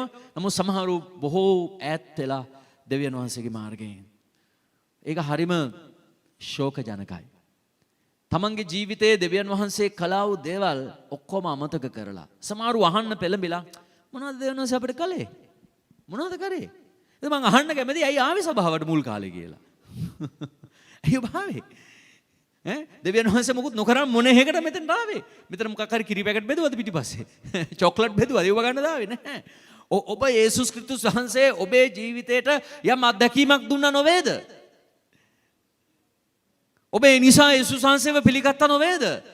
එතකොට ඒ දේ අමතක කරන්න තරම් ගුණමකු වෙලා නම් එතකොට මොකද්ද ඔබේ වාතාවරණය? දෙවියන් වහන්සේ වෙනස් වෙලා නැහැ. ආමෙන්. ළඟ එක්කෙනාට කියන්නේ දෙවියන් වහන්සේ වෙනස් වෙන්නේ නැහැ. ආමෙන්. නමුත් මිනිස්සු වෙනස් වෙලා. මිනිස්සු වෙනස් වෙලා තියෙනවා. ඒ නිසා උන්වහන්සේගේ බලාපොරොත්තුව ඔබ නැවත සිටියා වූ ස්ථාන වලට පැමිණෙන එකයි. ආමෙන්. ඒ නිසා මේ පසුබට වීම විවිධාකාරයෙන් මනුෂ්‍යයන්ගේ ජීවිතවලට ඇති වෙලා තිබෙනවා. දැන් සමහර වෙලාවලට ගැටලු තියෙනකම් මිනිස්සු හරි ජොලිතයි. හැබැයි ගැටලු විසඳිලා යම් ආශිර්වාද ජීවිතේට ලැබුණාම දැන් ටිකක් උඩ යනවා. ආශිර්වාද ලැබුව විට ගොඩක් වෙලාවට මිනිස්සු පසුබට වෙනවා. දීතිය කතාව කියනවා අර යෙෂුරුන් තරවී පයින් ගැසිය. ඔහු තරවී ස්ථූල වී තරබාරු වූයේය. ඔහු තමාට ආශිර්වාද කළ දෙවියන් වහන්සේ සී නැති කළේ කියලා. ඒ වගේ මනුෂ්‍යයන් දෙවියන් වහන්සේගේ ආශිර්වාදය තමන්ගේ ජීවිතේට ලැබුණාම දෙවියන් වහන්සේ වතෑරලා දානවා. ඒ මුල් හාස්කම් අමතක කරලා දානවා. මට හරිම දුක්බර සිද්ධියක් වුණා පහුගිය කාලේ. ඒ තමයි ඒක අම්මා කෙනෙක් තමන්ගේ දුවගේ ජීවිතේ යම්කිසි ගැටලුවක් වෙනුවෙන් මෙතනට ඇවිල්ලා ගොඩක් යාඥා කළා. ඉතින් ඒ ගැටලුව විශාල ගැටලුවක්. ඒක උග්‍ර වුණා. ඒක ජීවිත බාධාවට පත් වෙන මට්ටමට ඒක වැටුණා. පස්සේ මම කිව්වා අපි දිගටම යාඥා කරමු කියලා. ඒ සහෝදරියට අපි මෙතන යාඥා කළා. ඊට පස්සේ එයාගේ දුවට සිදු වුණා එයාගේ ගෙදරට වෙන්න. ඒ කියන්නේ පවුල ඈත්වීමක්ම සිදු වුණා. ඉතින් අවසාන මං කම එක්කන් එන්න අපි යාඥා කරුවා. ඊට පස්සේ මෙතෙන්ට ආවා. එයාගේ දුව මං කිව්වා එයාට බය වෙන්න එපා. දෙවියන් වහන්සේ ඉන්නෝ. දෙවියන් වහන්සේට පුළුවන් ඔයාගේ පවුල සමගි කරන්න. දෙවියන් වහන්සේට පුළුවන් ඒ වාතාවරණය හැමදේ වෙනස් කරන්න ඔයා විශ්වාස කරන්න කියලා. ඉතින් එයා විශ්වාස කරනවා කිව්වා. අපි යාඥා කළා. ටික දවසක් සති 3ක් 4ක් යනකොට වාතාවරණය ටික වෙනස් වෙලා අර යාඥාවට පිළිතුරු ලැබිලා ඒ ප්‍රශ්න විසඳුණා. දැන් එයා හරි සතුටින් ඉන්නවා. දැන් පෞගේ දිනවල සිදුවුණු දේ තමයි එයා යාගේ මවට කියනවා ඔය පල්ලියට යන්න එපා කියලා. ඔබ හිතන්න දැන් කියනවා ඒ ප්‍රශ්න විසඳුනේ ඒ ඔය ආඥා කරලා නෙමෙයි. ඒ ප්‍රශ්න විසඳුනේ. ඉතින් අපි අවබෝධ කරගත්තා. අපි සාකච්ඡා කළා. ඒ සාකච්ඡා කරලා අවබෝධ කරන් අපි මේ ප්‍රශ්න විසඳගත්තා. දැන් දෙවියන් වහන්සේගේ කිසිම මැදිහත් වීමක් නැහැ. නැති විදියට කතා බහ යෙදෙනවා. ඉතින් අපිට මේවා හෙද්දී අපේ පපුව කඩාගෙන වැටෙනවා. අනේ දෙයියනේ. දැන් අපි කාලය දීලා නේද වෙලාව දීලා මිනිස්සු වෙනුවෙන් අපි මෙතන ඉඳගෙන කොච්චර යාඥා කරනවද? ඊයේ දවසේ ගොඩක් පිරිසක් මට ඊයේ කන්ට්‍රෝල් කරගන්න බෑ එක එක්කෙනාට යාඥා කරලා. දැන් මේ දවස්වල අපි ඔෆිස් එකට යනවා එක එක්කෙනාට යාඥා කරන්න. දැන් ඊයේ දවසේ ආපු අයට යාඥා කරන්න ගියා නම් සමහරවිට හවස 6:00 විතර නිකන් මට යාඥා කරන්න වෙනවා. උදේ 9:00 විතර ඉඳලා. ඒ නිසා මම කලේ ඊයේ දෙතුන් දෙනෙකුට යාඥා කරන් එනවා. මට තේරෙනවා එනවා ඉවර වෙන්නේ. ඊට පස්සේ ඔක්කොටම එන්න ඇරලා මම 11:00ට 12ට විතර කිට්ටු වෙන්න ඇරලා මම කඩේ මෙතෙන්ට ඇවිල්ලා ඔක්කොටම දේශනා කරලා සුව මෙහෙ පැවැත්වන්න පටන් ගත්තා. දැන් අපි ජනවාරි මාසේ සෙනසුරාදා පළවෙනි සෙනසුරාදා ඉඳලා නැවත සුව මෙහෙ ආරම්භ කරනවා. ඔබ පළාත්වල ඉන්නවා නම් අලුත් අය ඒගොල්ලන්ට එන්න කියන්නේ. මොකද නැත අපහසුයි. ඉතින් මිනිස්සුන්ට ඒ තරම් ගැටලු ප්‍රශ්න. ඉතින් අපි උදේ ඉඳන් රැ වෙනකම් මොකද මෙතන ඉඳලා යාඥා කරන් ඉන්නවා එන පිරිස් වෙනුවෙන්. ඔවුන් ඒ ප්‍රශ්නත් එක්ක එද්දි අයියෝ දැන් මම කියන තව කට්ටිය ඉන්නවා එළියේ අනේ පස්සේ තව විනාඩි 5ක් දෙන්නකෝ කියලා ආයෙ කතා කරන්න ගන්නවා. ඉතින් කාලේ දීලා මට අපහසුයි. මම තේ එකක් බීලා නැහැ. මම කෑම කාලා නැහැ. හවස 4:00 පාට දවල්ට කන්නේ. මෙච්චර ඉඳගෙන අපි මිනිස්සු වෙනුවෙන් කැප වෙනවා. හැබැයි මේගොල්ලන් දේවල් ලබා ගත්තාම කියන කතා අහද්දී අයියෝ කියලා හිතෙනවා. කමන්නේ මං මිනිස්සු වෙනුවෙන් වෙන්නේ නැහැ. ඇතර මම කරන්නේ උන්වහන්සේගේ වැඩේ. ඉතින් ඒකේ විපාකේ මට උන්වහන්සේගෙන් තියෙවි. ප්‍රශ්නයක් නැහැ. දෙවියන් වහන්සේ ඉදිරියේ මම කරන දේ දෙවියන් වහන්සේ බලාගත්තාවයි. මිනිස්යන්ගෙන් කිසිම ප්‍රශංසාවක් ඕනේ නැහැ. බැනුම් හොඳයි. ඒක තමයි මගේ ඩිග්‍රී එක. හරිද? ඒකමන්නේ. හැබැයි මට දුකක් තියෙන්නේ අර දෙවියන් වහන්සේ කළ දෙයට ගුණවන්තකමක් නැති එක ගැන. අපි දෙන කාලයට අපේ ජීවිත කාලෙනේ. දැන් මිනිස්සෙගේ ජීවිත කාලය කියලා කියන්නේ හරි වටිනවා. නේද? අපි මිනිස්සුගේ කාලය ගන්නවා කියලා ඔබ ටෙලිෆෝන් කෝල් එකක් හරි අරගෙන තව කෙනෙක්ගේ කාලය ගන්නවා කියලා කියන්නේ ඒක ඒ මනුස්සයාගේ ජීවිතය. ඔබ දන්නවද කාලය? කාලය කියන්නේ ජීවිතේ කොටසක්. එතකොට ජීවත් වෙන කාලය සදාකාලික නෑනේ පොළවේ. අවුරුදු 70ක් 80ක්. ඒ කාලයෙන් ඔබ පැයක් හරි ගන්නවා කියන්නේ ඒ මනුස්සයාගේ ප්‍රයෝජනවත් කාලය. හරිද? කාලය හරි වටිනවා. මුදල් වලට වඩා වටිනවා කාලය. මුදල් ඕන තරම් තියෙයි. කාලය නෑ එච්චර. මුදල් කෝටි බිලියන ගණන් තියෙවි. හැබැයි කාලය එච්චර නෑ. ඒ නිසා මුදල් වලට වඩා කාලය වටිනවා අපිට. එතකොට අපි මේ කාලය දෙන්නේ මිනිස් ජීවිත වෙනුවෙන්. අපේ ජීවිත කාලය. දැන් මම අවුරුදු 25ක් සේවයේ ඉන්නවා. 25ක් 26ක් විතර වගේ 96 ඉඳලා ගත්තොත් අවුරුදු 26ක් විතර ඉන්නවා. 97 ඉඳලා අරගත්තොත් අවුරුදු 24ක් විතර මම සේවය කරගෙන ඉන්නවා. එතකොට 96 තමයි සේවය ආරම්භ වුණේ. ඉතින් අවුරුදු 25ක් මම සේවයේ ඉන්නවා. ඉතින් මගේ ජීවිතේ භාගයක් දැන්. මම දැන් 46යි. හරිද? හත ලබාගෙන ඉන්නවා. හඳ පායගෙන එනවා. ඉතින් ජීවිතේ භාගයක් දැන් සේවයට වගුරුලා තියෙන්නේ. එවිට දැන් අපි හරි සතුටුයි මනුෂ්‍ය දෙවියන් වහන්සේට ප්‍රශංසා කරනවා නම්. මිනිස්සු දෙවියන් වහන්සේත් එක්ක ශක්තිමත් වෙනවා නම්. මොකද අපි ආපහු වෙලා බලද්දී අපි දකින්න ඕන ප්‍රතිඵලයක්. මේ ජීවිත යාගය ගැන ප්‍රතිඵලයක් අපි දකින්නට ඕනේ. ඒක තමයි මනුෂ්‍යෝ ස්වාමීන් වහන්සේ තුල ඉන්න එක. ආමෙන්. හැබැයි ඔවුන් ලැබූ දේවල් ගැන අමතක කරලා දෙවියන් වහන්සේගේ මාර්ගය අතහැරලා ඔවුන් යක්ෂයාට යනවා කියලා කියන්නේ අයියෝ කියලා හිතෙනවා. ඒකයි වැඩේ. ඉතින් ඒ නිසා මේ පසුබට වීම හරි භයානක දෙයක්. ඒ නිසා මේ ආශිර්වාදය ලැබුණට පස්සේ ගොඩක් අය ප්‍රශ්න විසඳුනාම දෙවියන් වහන්සේගේ වටිනාකමක් නැහැ. මම ගොඩක් දැකලා තියෙනවා මට සමා වෙන්න මම කාගෙත් හිත කඩනව නෙවෙයි. සමහරු මේ ෆෝන් එකේ කෝල් 10 15 අපි දේවමයක හිටියත් කෝල් ගන්නවා. දැන් ඉරිදා උදේ දැන් මම මෙතන දේශනා කරන් ඉන්නකොට ඔබ දන්නවා මගේ ෆෝන් එකට කෝල් එනවා. කාගෙද එන්නේ? මේ අදහන අයගෙන්. ඒක තමයි ප්‍රශ්නේ. හරිද? දැන් මිනිස්සු දන්නවා ඉරිදා උදේට මම මේ වේදිකාවේ ඉන්නේ. හැබැයි ගිය සතියේ 10:34ට කෝල් 4යි. මගේ ෆෝන් එකේ බලද්දි කවුද? මේ බෞතිස්මයත් ලැබලා ඉන්නේ කෙනෙක්. මම බැලුවා මේ මිනිස්සු කොහේ ඉන්නවද දන්නේ නැහැ. උදේ 10:00ට මට ෆෝන් ආන්සර් කරන්න පුළුවන් ද ඉරිදාට. ඉතින් මේ වගේ කෝල් අර ගන්නවා. ඒගොල්ලෝගේ හදිස්සි අවශ්‍යතාවයන් වලට. ඊට පස්සේ අපි ඉතින් ආපහු ගිහිල්ලා කෝල් අරගෙන ඇයි කියලා අහලා ඊට පස්සේ කාරණාවට යාඥා කරලා අපි දුක් වෙලා දැන් ඒකට යාඥා කරලා ඊට පස්සේ මගේ හදවතට ඔය බර එනවා මේ මිනිහයාට යාඥා කළාට පස්සේ. ඊට පස්සේ ඉතින් දෙවියන් වහන්සේ ඒක විසඳන්න ඕනි කියන ඇදහිල්ලෙන් යාඥා කරන්නේ. නමුත් ඉතින් දවස් 3-4ක් ගියත් කිසිම උත්තරයක් නැහැ. ඊට පස්සේ මම සති දෙකකට විතර පස්සේ ඔය මට මතක් වුණ වෙලාවට කෝල් එකක් ගන්නවා. මේ අර එදා ඔයාලට යාඥා කළා නේද? අර ප්‍රශ්නේ. ඔව් පාස්ටර්. ඒක විසඳුණා. මම කිව්වා එහෙමද? මම තාම බලන් ඉන්න ඔයාගේ ප්‍රශ්නේ විසඳුණා කියලා කියනක. අනේ සෝරි පාස්ටර් අමතක වුණා පාස්ටර්. මට හිතා ගන්න බෑ. හරිද? මේ යාඥාවක් කරගන්නකම් කෝල් පිරිලා ෆෝන් එකේ. මිස් කෝල් පිරිලා. හැබැයි ප්‍රශ්නේ විසඳුණාම එක කෝල් එකක් දීලා ඒක තප්පර 10කින් පාස්ටර් thank you ප්‍රේ කරාට මගේ ප්‍රශ්නේ විසඳුණා ජේසු පීටයි කියලා කියන්නේ මැසේජ් එකක් කොටන්න හර කියන්නේ කොටන්න කියලා. හරිද? පොරවක් අරන් හරි මැසේජ් එකක් ඕකට දැම්මනම් thank you දෙවියන් වහන්සේට ස්තුතියි මගේ ප්‍රශ්න විසඳුණා කියලා ලොකු දෙයක් නේද? ඉතින් ඒ නිසා මේ ගොඩක් අය දෙවියන් වහන්සේගෙන් දේවල් අත්පත් කරගත්තාම ඊට පස්සේ එයාගේ හදවතෙන් අර දෙවියන් වහන්සේට නැගෙන ගුණවන්තකම නැති වෙලා තිබෙනවා. ඉතින් මේක එච්චර හොඳ දෙයක් නෙමෙයි. මොකද ඊට පස්සේ ඔබ උන්වහන්සේගෙන් දේවල් ඉල්ලද්දී දේවල් ප්‍රමාද වෙන්න පුළුවන්. ඔබ හිතන විදිහට නොවෙන්න පුළුවන්. මොකද ඔබ සාක්ෂි නොදරීම. තේරුණාද? අපට බයිබලයේ කියලා කියන්නේ ක්‍රියා 1:8 කියනවා යෙරුසලමද යුදේයද සමාරියද පොළවේ සීමාව දක්වාද ඔබ මාගේ කවුද? පොඩ හයියෙන් කියන්නේ. තාචුට හයියෙන් කියන්නේ. උඩ තට්ටුවේ කට්ටියත් කියන්නේ. සාක්ෂිකාරයෙක්. කෝ සාක්ෂිය? කෝ සාක්ෂිය? කොබේ ගැලවීමේ සාක්ෂිය. ඔබ ඒක බෙදා ගන්නවද? දැන් ඔබ කියන පාස්ටර්ස්ලා විතරයි ඕක කරන්න ඕනේ කියලා. නෑ මම විශ්වාස කරනවා වර්තමානයේ හැම කිතුණුවෙකුටම සුභාරංචි සේවය තියෙනවා. විශ්වාස කරන්නේ නැද්ද? විශ්වාස කරනවා හයියෙන් ආමෙන් කියලා කියන්නේ. ඔබේ සාක්ෂිය බෙදා ගන්න ඕනේ. දෙවියන් වහන්සේගේ බලාපොරොත්තු වෙනවා. හැබැයි ප්‍රශ්නේ මේකනේ. දැන් සාක්ෂිමත් විදියට නැත්තම් කොහොමද සාක්ෂිය බෙදාගන්නේ? ඒකත් ගැටලුවන්නේ. ඒ නිසා ඉස්සලම ඔබ සාක්ෂිකරුවෙක් හැටියට ඔබ යේසුස් වහන්සේගේ දරුවෙක් හැටියට ඔබ අඩිය තබන හැම තැනක ජීවත් වෙන්න. ඔබ අඩිය තබන හැම තැනක ජීවත් වෙන්න. මේ ළඟදී මම යම් තැනකට ඔය විතරම යනවා. අපි කියමු කඩයක් කියලා. හැබැයි මම දෙවියන් වහන්සේගේ සේවය කරනවා කියලා ඒගොල්ලන් දන්නවා. හැබැයි මම ජේසුස් වහන්සේ ගැන කියන්න ඉක්මන් වුණේ නැහැ. හැබැයි මගේ ආඥාවල තියෙනවා මේ මිනිස්සු ගැලවීම ලබන්න ඕනේ කියලා. මේ මෑත දවසක ඒගොල්ලන් නිකන් ඒගොල්ලෝ දෙන්නේ කතා කර ඉදි මම එතෙන්ට ගියා. ගියාට පස්සේ ඒගොල්ලන් කිව්වා මේ නත්තලුත් එනව නේද පාස්ටර්? මම කිව්වා ඔව්.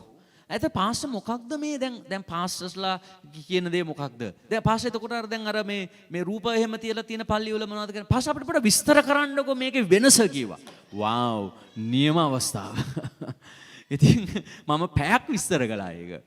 මේ අනිද්දාට එනවා දැන් යාඥා කරගන්න ඒගොල්ලෝ.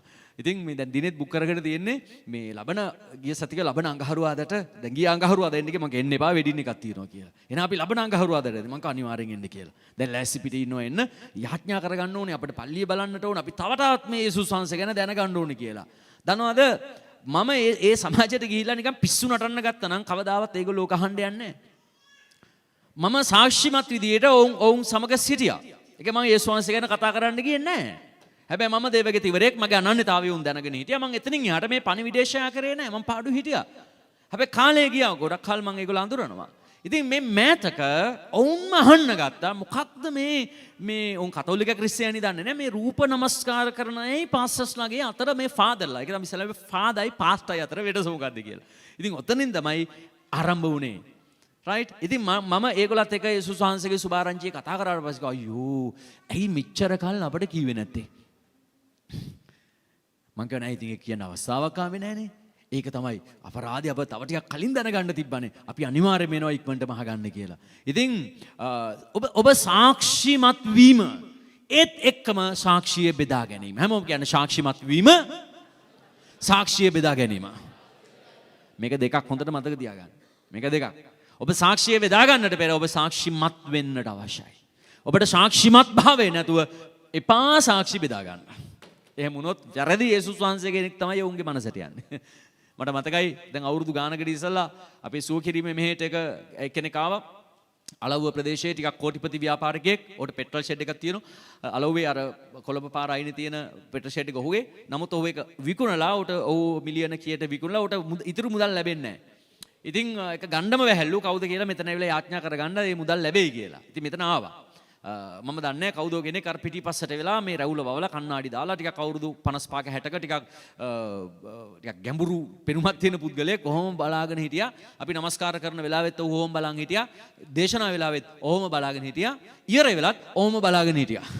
ඊට පස්සේ මේ යාඥාවක්වත් කරගන්න ආවේ නැහැ. පස්සේ මම ඔක්කොම වැඩ ඉවරලා මම ඔෆිස් එකට ගියාට පස්සේ මාව හම්බෙන්න ආවා. ඇවිල්ලා මගෙන් ඉස්සෙල්ලාම අහපු ප්‍රශ්නේ තමයි එයා කිව්වා මං අහවලා අර මොනවාද අර චිත්‍රපට ශාලාව මගේ අර පෙට්‍රල් ෂෙඩ් එක මගේ ඉතින් යා ඔක්කොම කියලා ඉවරලා කිව්වා මට ප්‍රශ්නයක් තියෙනවා මට යාළුවෙක් කිව්වා මෙතන ඇවිල්ලා යාඥා කරගන්න කියලා මට මිලියන 5ක්ද 6ක්ද මට සල්ලි ගන්න තියෙනවා හම්බ වෙන්නේ නැහැ අවුරුදු ගාණක් මට මේක හම්බ වෙන්නේ නැහැ මට මේක දැන් උවමනා වෙලාවක් ඒකයි මම යාඥා කරගන්න ආවේ නමුත් ඒ ප්‍රශ්න නෙවෙයි මම පොඩි ප්‍රශ්නයක් අහන්නද කියලා ඇහුවා මං කිව්වා මොකක්ද අහන්න එයා කිව්වා මම අහවල් ගම්මානේ මේ අර අහවල් පල්ලිය ළඟ ඉන්නේ කියලා කිව්වා මගෙන් ඇහුවා මේ ඔබතුමාලා වෙන යේසුස් වහන්සේ කෙනෙක්වද මේ අදහන්නේ කියලා ඇහුවා.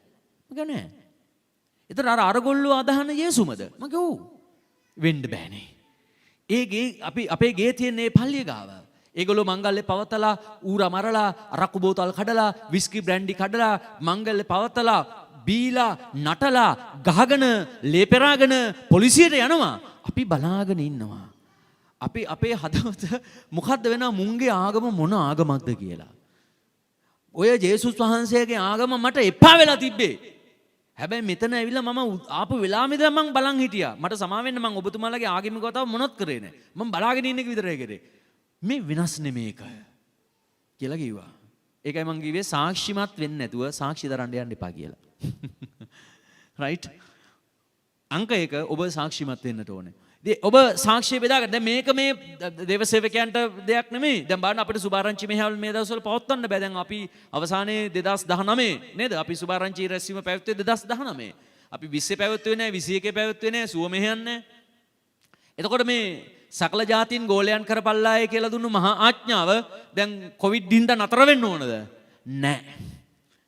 ඒක උන්වහන්සේ මේ පොළවේ උන්වහන්සේගේ සැලසුම නැත්නම් යේසුස් වහන්සේගේ ඊම දක්වා මේ පොළවේ සිදු වෙන්නට දුන්නු ආඥාවක්. ඒකට මහා ආඥාව කියලා කියන්නේ. සකල ජාතීන් ගෝලයන් කරන්න, බෞද්ධිස්ම කරන්න. එතකොට මෙන්න මේ ආඥාව දැන් කොහොමද වෙන්නට ඕනේ? ඒ නිසා ඔබ සන්නද්ධ වෙන්නට ඕනේ. කියන්නේ මම සන්නද්ධ වෙන්නට ඕනේ. මම සාක්ෂි දරන්නට ඕනේ. මම සාක්ෂිමත්ව ඉන්නට ඕනේ.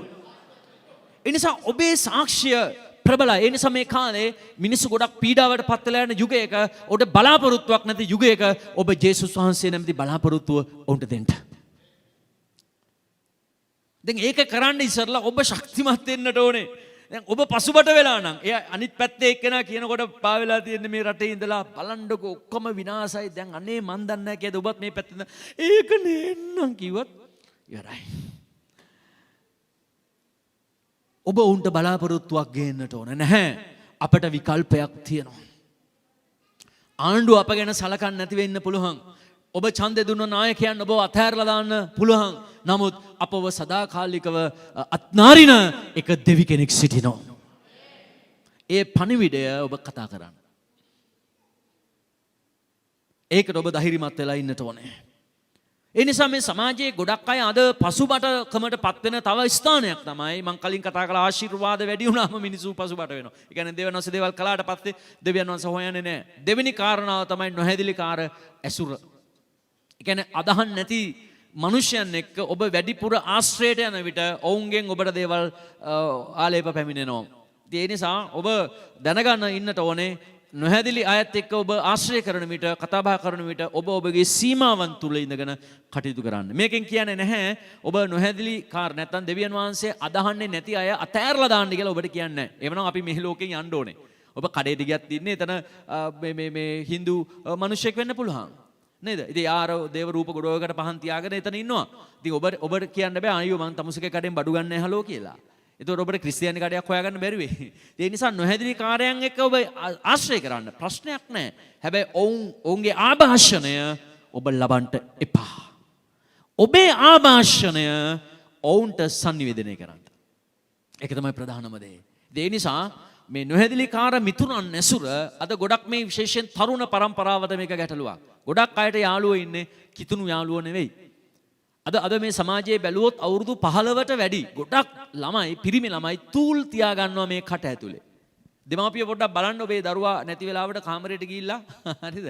ඔය සාක්කු වලට එහෙම කලිසම් වල සාක්කු වලට අත දාලා එහෙම බලන්න මේ දුම්කොළ ගඳ එහෙම එනවද කියලා. මොකද බුලත් හපන්නේ නැහැනේ දරුවෝ. හරිද? මේ මොකද මේ දුම්කොළ රත් කරලා කුඩු කරලා මේ මොනවාද එකට දාලා අම්බරලා කරලා මොන හරි එකක් කරලා මේ මෙතන තියා ගන්නවා. තියාගෙන මොම් බඹරු වගේ ඉන්නේ ඒගොල්ලන්. තූල් කියලා වර්ගයක්. ඉතින් ඒ තූල් ගංජා මේ වගේ දේවල් අද අවුරුදු 15ට වැඩි ගොඩාක් ළමයි පාවිච්චි කරනවා. ඒවා සමහරට අම්මලා දන්නේ නැහැ. නිදිනවා ළමයි. ඒ කියලා අපා ඔළුව එකක් උමයි කියන. ඔළුව එකක් කොනේ තූල් තියන් ජොලියට නිදි ෆන් එකට දොයි. හරිද? ඉතින් ඒ නිසා ඔබ පොඩ්ඩක් සැලකිල්ලෙන් ඉන්නට ඕනේ. දන්නවද මේ නොහැදිලිකාර ඇසුර හොඳ චරිත නරක කරනවා. ඒකයි බයිබලයේ අපිට කියන්නේ මුහුන් ටිකකින් මුළු පිට පිපෙනවා. එහෙමනේ දැන් පාන් රාත්තලක් කීවට ඕකේ ග්‍රෑම් 500ක් නැහනේ. මේ ග්‍රෑම් 150 200ක මෙච්චර පිටිගුලියක් අරගෙන ඕකට මුහුන් දාලා ඕක ලොකු කරලා තින්නේ. නේද? ඒ නිසා පාන් රාත්තල සාමාන්‍යයෙන් අතර අරන් මෙහෙම කරොත් එහෙම ගුලියක් කරගන්න පුළුවන්. ඔබ කරලා බලන්න මේක. ඒක ඇතුලේ මුකුත් නැහැ, ඒක රාත්තලක් නැහැ. ඇයි මේක මුහුන් දාලා පුම්බලා තියෙන්නේ? නියම හැඩය වෙනස් කරලා තියෙන්නේ මුහුන් වලින්. ඉතින් ඒ නිසා අද ගොඩක් අය නොහැදිලිකාර ඇසුර ඔවුන්ගේ මුහුන් හොඳ පිටි පිඬවල් වලට වැටෙද්දී ඒගොල්ලත් වෙනස් වෙනවා. ඒ නිසා සමහර ඇදහිල්ලේ හිටපු මිනිස්සු තමන්ගේ ඇදහිල්ල බිඳගත්තා නම් ඒගොල්ලන්ගෙන් ප්‍රවේශම් වෙන්න. මොකද ඒගොල්ලත් තියෙන්නේ නොහැදිලිකාර මට්ටමේ. ඔබට පැහැදිලිද මේ දේ? දෙවියන් වහන්සේ තුල හොඳට ඇදහිල්ලේ ඉඳලා ඇදහිල්ලෙන් වැටෙන මිනිස්සෙක් එක්ක ආශ්‍රයේදී ඔබ යාගේ ආభాෂණය ගන්න එපා. මොකද ඒගොල්ලන්ගේ ස්වභාවයේ ස්වરૂපේ අන් අය විවේචනය කරන එක. දන්නවද පිටි පිඬ වෙනස් හැඩයක් ගන්නවා මුහුන් ඒකට වැටෙන විට. ඒ නිසා මුහුන් වලින් ප්‍රවේශම් වෙන්න. යේසුස් වහන්සේ දා ගෝලයන්ට කිව්වා පරිසවරුන්ගේ සහ සද්දීසිවරුන්ගේ මුහුන් වලින් ප්‍රවේශම් වෙයල්ලා කියලා. ඒ මුහුන් කියන්නේ මොකද්ද? වැරදි ඉගන්වීම. වැරදි වචන ඔබේ මනසට ඇතුල් කළාම ඔබේ ශුද්ධ වූ ඇදහිල්ල පැකිලීමට හා බාධාවට පත් වෙනවා. අපි ගමු උදාහරණයක් වශයෙන් ඔබ පැය දෙකක් යාඥා කරනවා. තව ඇදහිල්ලෙන් වැටිච්ච කෙනෙක් කියන්න පුළුවන් මේ මොනවද අනේවා පැය දෙකක් තිස්සෝ යාඥා කරන් ඉන්නේ මොනවද දෙයයන් වහන්සේට කියන්නද? දෙයයන් වහන්සේ අපේ ජීවිතේ දන්නවානේ. ඔන්න ඔය විනාඩි 10ක් 15ක් ප්‍රශංසා කරලා පාඩුවේ ඉන්නානේ. මට කෝල් එකක් ගන්නකෝ. හැම වෙලාවෙම යාඥා කරනවානේ කියලා එහෙම කියනවා සමහරු. ඉතින් මේ නොහැදිලිකාර පාප මිතුරන්ගෙන් ඇසුරෙන් ඔබේ ආත්මය ඔබ රැක ගන්න. ඉතින් ගොඩක් අය පසු බටකමට ඇතුල් වෙන දෙයක් තමයි මේ නොහැදිලිකාර ඇසුර. right? තුන්වෙනි කාරණාව තමයි ගොඩක් අය පසුබටකමට ඇලුම් වෙනවා පරීක්ෂා අවස්ථාවල් වලදී. දන්නවද අපි කිතුණුවන් විදියට අපි අපේ ජීවිතේ ගත කරගෙන යන විට පරීක්ෂාවල් තියෙනවා. කී දෙනෙක් ඔබ පරීක්ෂාවන් වලින් ගමන් කරලා තියෙනවද? කී දෙනෙක් පරීක්ෂාවන් වලට වැටිලා තියෙනවද? කී දෙනෙක් පරීක්ෂාවන් වලට වැටිලා නැගිටලා තියෙනවද? කී දෙනෙක් පරීක්ෂාවට වැටිලා දැන් ඒකෙම නිදාගෙන ඉන්නවද? පරීක්ෂාවන් නේද? දැන් අපි දන්නා බයිබලයේ ආබ්‍රහම්මත් දෙවියන් වහන්සේ පරීක්ෂා කළා. ඒතර පරීක්ෂාවල් වර්ග දෙකක් තියෙනවා. එකක් තමයි දෙවියන් වහන්සේගෙන් එන පරීක්ෂා. තව දෙයක් තියෙනවා අන්ධකාරය නැත යක්ෂයෙක්ගෙන් එන පරීක්ෂා. ඉතින් අපි මේක වෙන් කරලා අඳුන ගන්න ඕනේ. පාප පරීක්ෂා එන්නේ යක්ෂයාගෙන්. දෙවියන් වහන්සේගේ පරීක්ෂාව තුළ පරීක්ෂාව ආවත් ඒකෙන් ඔබ පැරදුනත් ඔබට මේ අලාභයක් නැහැ. නැත්නම් ඔබට ඩැමේජ් එකක් නැහැ.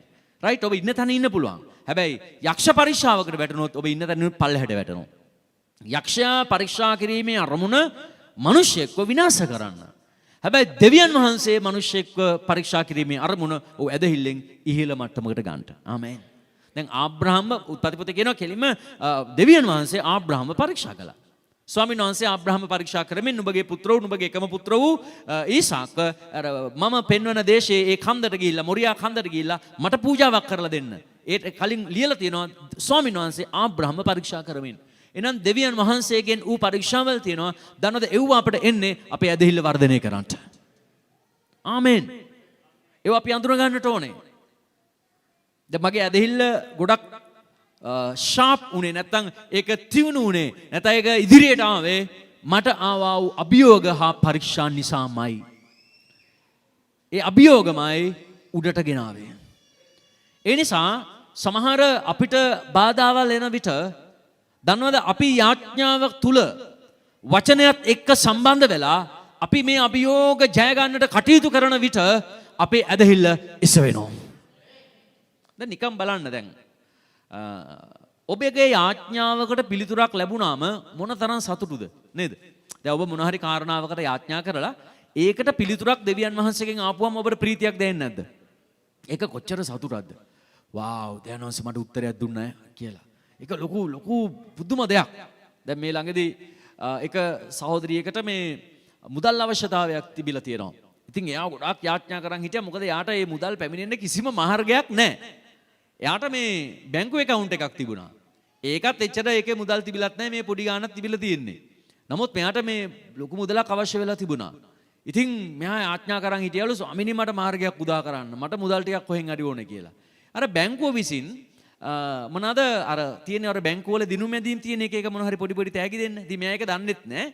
මෙයාගේ account number එකත් ඒකට මේ අදාළ කරගෙන තිබුණා. අර එක රැෆල්ස් තියෙන එක දේවල් ඔය බැංකුව විසින් දෙන දේවල් නේද? අර ගනුදෙනු කරුවන්ව දිරිමත් කරන්න නේද? එහෙම එකක් තිබිලා දන්නවද මෙයා දන්නෙත් නැහැ. මෙයා එකෙන් ජයග්‍රහණය ලැබලා. ඉතින් මෙයාට කෝල් එකක් දෙනවලු මේ ඔබගේ මේ ගිණුමට අදාළව ඔබට විශාල තෑග්ගක් හම්බලා තියෙනවා. ඇවිල්ලා අරගෙන යන්න කියලා. ඉතින් මෙයා ගියාට පස්සේ දැනගත්තලු ලක්ෂ 2ක මුදලක් බැංකුව මෙයාට දීලා. ඉතින් මෙයා මට ඇවිල්ලා පාස්ටර් මට හිතා ගන්නට බෑ නේද? හැබැයි මේ කවුරු හරි ස්විප් ගන්න එපා ගිහිල්ලා දැන් හොඳද?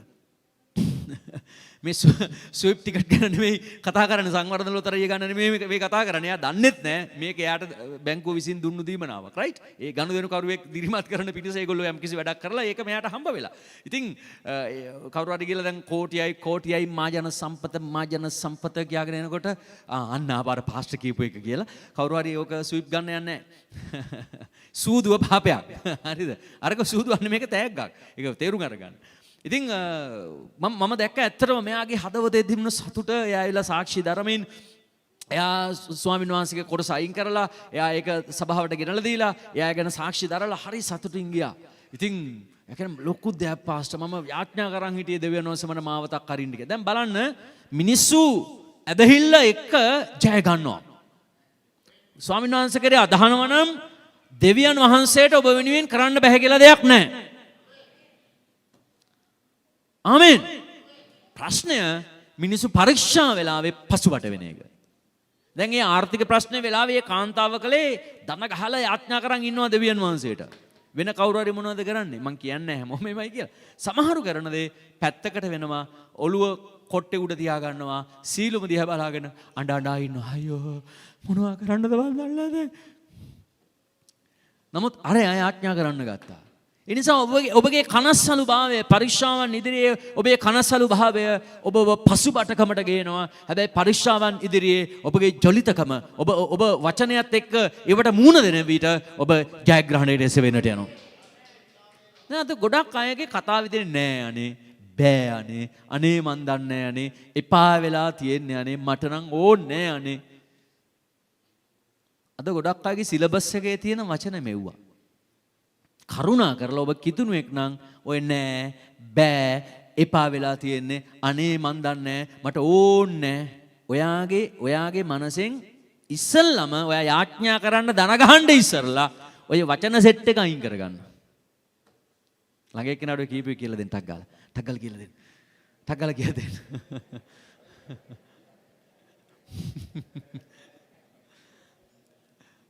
කීවද? රූබන් කීවද? කියන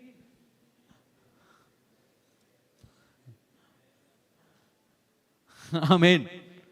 හයියෙන් කියමුද ආමෙන් කියලා. ඒ දන්නවද කොහමද නෑ බෑ අනේ මන් දන්නේ කියලා හලෙලුයා ස්වාමීනි අනුකම්පා කළා මොන උත්තරයක්ද ඔබ ලබන්න යන්නේ? බයිබලයේ කියන ඇදහිල්ල නැතුව උන්වහන්සේව ප්‍රසන්න කරන්න බෑ.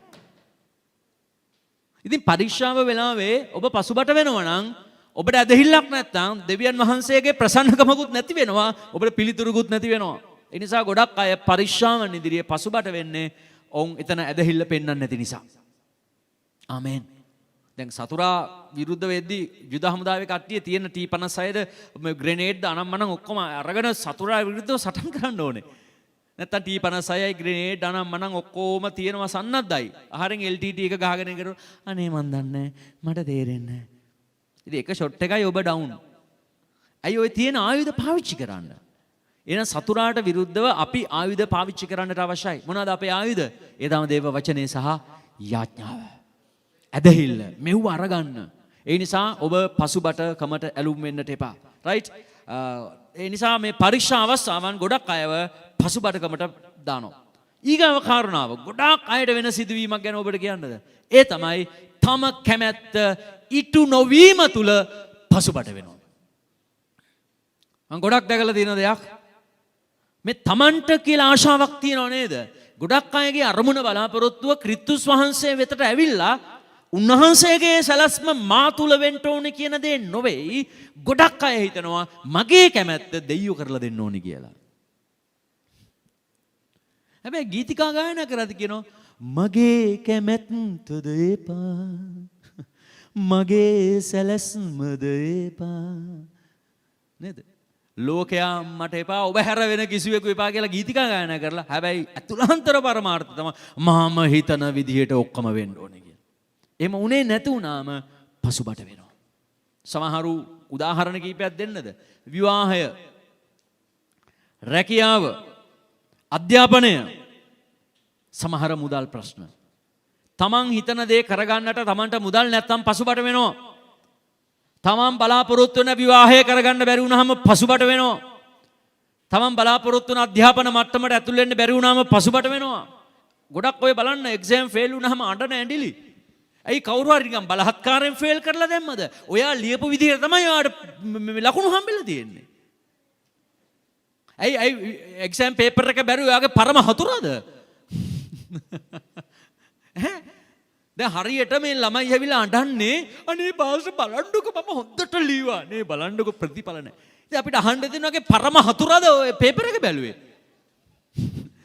ඔයාව අඳුරන්නේවත් නැහැ, ඔයාව දැකලවත් නැහැ. ඔයාගේ පේපර් එක බලපු ඒ ටීචර් එස ඔයාව දන්නේත් නැහැ. ඔයා ලියපුවට තමයි පුතේ ලකුණු හම්බෙලා තියෙන්නේ. අඬන්න එපා. ඔයා වපුරපු දේ තමයි ඔයා කපාගෙන තියෙන්නේ. මම ඒක බලාපොරොත්තු වුණා. අනේ මට F එකක් නේ ඇවිල්ලා තියෙන්නේ. අර පරම හතුරා ඔයාගේ ලකුණු කපලානේ නඩු දාන්න ඕන වලට.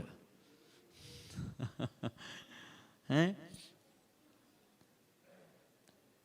ගොඩක් එක්සෑම් ෆේල් වුණාම දෙවියන් වහන්සේවත් අතාරිනවා සමහරව.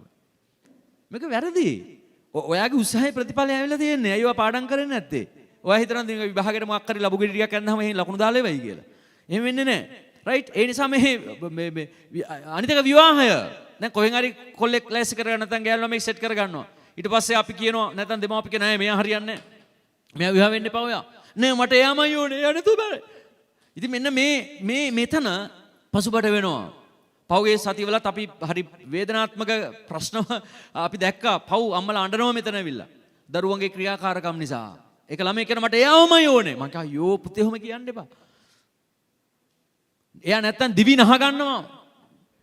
මැරෙන්නත් නෙමෙයි. ඔය බොන්නේ මොනවද? පැන්ඩෝල් 3-4ක්. හරිද? සර්ජිකල් ස්ප්‍රීට් සැනිටයිසර් මේ කාලේ බෝතලේ අතේ ඉඳගෙන ගහලා දානවා. ගාලා ටිකක් වෙලා කියලා පප්පු දානවා. මොන කරේ? සැනිටයිසර් බීවා. ඉතින් වහ ටිකක් කරන් බීලා ලොස්ට් වුණා නම් ඉවරයි වන් ෂොට් නේ. සැනිටයිසර් බිපින්නේ මොකටද? ඈ පැන්ඩෝල් බිපින්නේ මොකටද? දැන් කෘමිනාශක ගෙන්නන්නේ නැහැ නේ හින්දාද? දැන් ඊයේ කවුද මට කිව්වා මේ අන්න හදලා තියෙනවලු කවුද මිනිස්සෙක් තප්පරේ දෙකෙන් මැරෙන්න පුටුවක්. ද මොකක්ද ඒක? මැෂින් එකක්. ඒකට ඇතුළේ ගිහලා වහගත්තාම තප්පර දෙකෙන් මැරෙනවලු. ඒකත් හැබැයි සල්ලි වලට ගන්න ඕනේ හොඳද? මැරෙන්නත් කියා කරේ හම්බ කර ගන්න ඕනේ. අද ගොඩක් අය මේ විවාහය තුළ ආත්මික පසුබරකම් ඇති කර ගන්නවා. තමන්ට ඒ බලාපොරොත්තු වුණු කෙනා හම්බුනේ නැහැ කියලා ජීවිත කාලෙම පසුබට වෙනවා. රයිට්? දෙවියන් වහන්සේගේ මාර්ගයෙන් ඈත් වෙලා යනවා. දෙවියන් වහන්සේ අතහැරලා යනවා. දන්නවද බයිබලය අපිට කතා කරනවා දේව කැමැත්ත කියලා දෙයක්. හැමෝම කියන්නේ දේව කැමැත්ත. නැවතත් කියන්න. ඔබේ ජීවිතයේ සියලු දේට දේව කැමැත්ත මා තුල වෙන්න ඕනේ කියන අය හයියෙන් අත උසලා ආමීන් කියන්න බලන්න. එහෙනම් ඇයි අරය ඕනේ මෙයා ඕනේ කියලා අඬන්නේ? ගොඩක් අය මේ කාරණා තුල මුදල් නැත්තම් පසුබට වෙනවා. අතේ සල්ලි නැත්තම් පසුබට වෙනවා. එහෙම මිනිස්සු මේ බාහිර දේවල් එක්ක ඉන්නේ. නමුත් මම කියන්න කැමතියි ඔබේ ඇතුලේ තියෙන ජීවනය ඔබට සියලට වඩා වැදගත් වෙනවා. හොෂයා 11:7 අපි බලමු. අපි වචනයක් බැලුවේ නැති නිසා ඉක්මනින් අපි බලමු. වචන කීපයක් තියෙනවා. හොෂයා පොතේ 11 වෙනි පරිච්ඡේදයේ 7 වෙනි වචනය දෙවියන් වහන්සේ කියනවා මේ වර්තමාන කාලයේ මිනිස්සු ඒගොල්ලෝ ඇලුම් වෙනවා. ඒ කියන්නේ ආශා වෙනවලු මොනවටද? හොෂයා 11 වෙනි පරිච්ඡේදයේ 7 වෙනි වගන් තියෙනවා. මාගේ සෙනග මා කෙරෙන් පසුබට වීමට ඇලුම්ව සිටිති.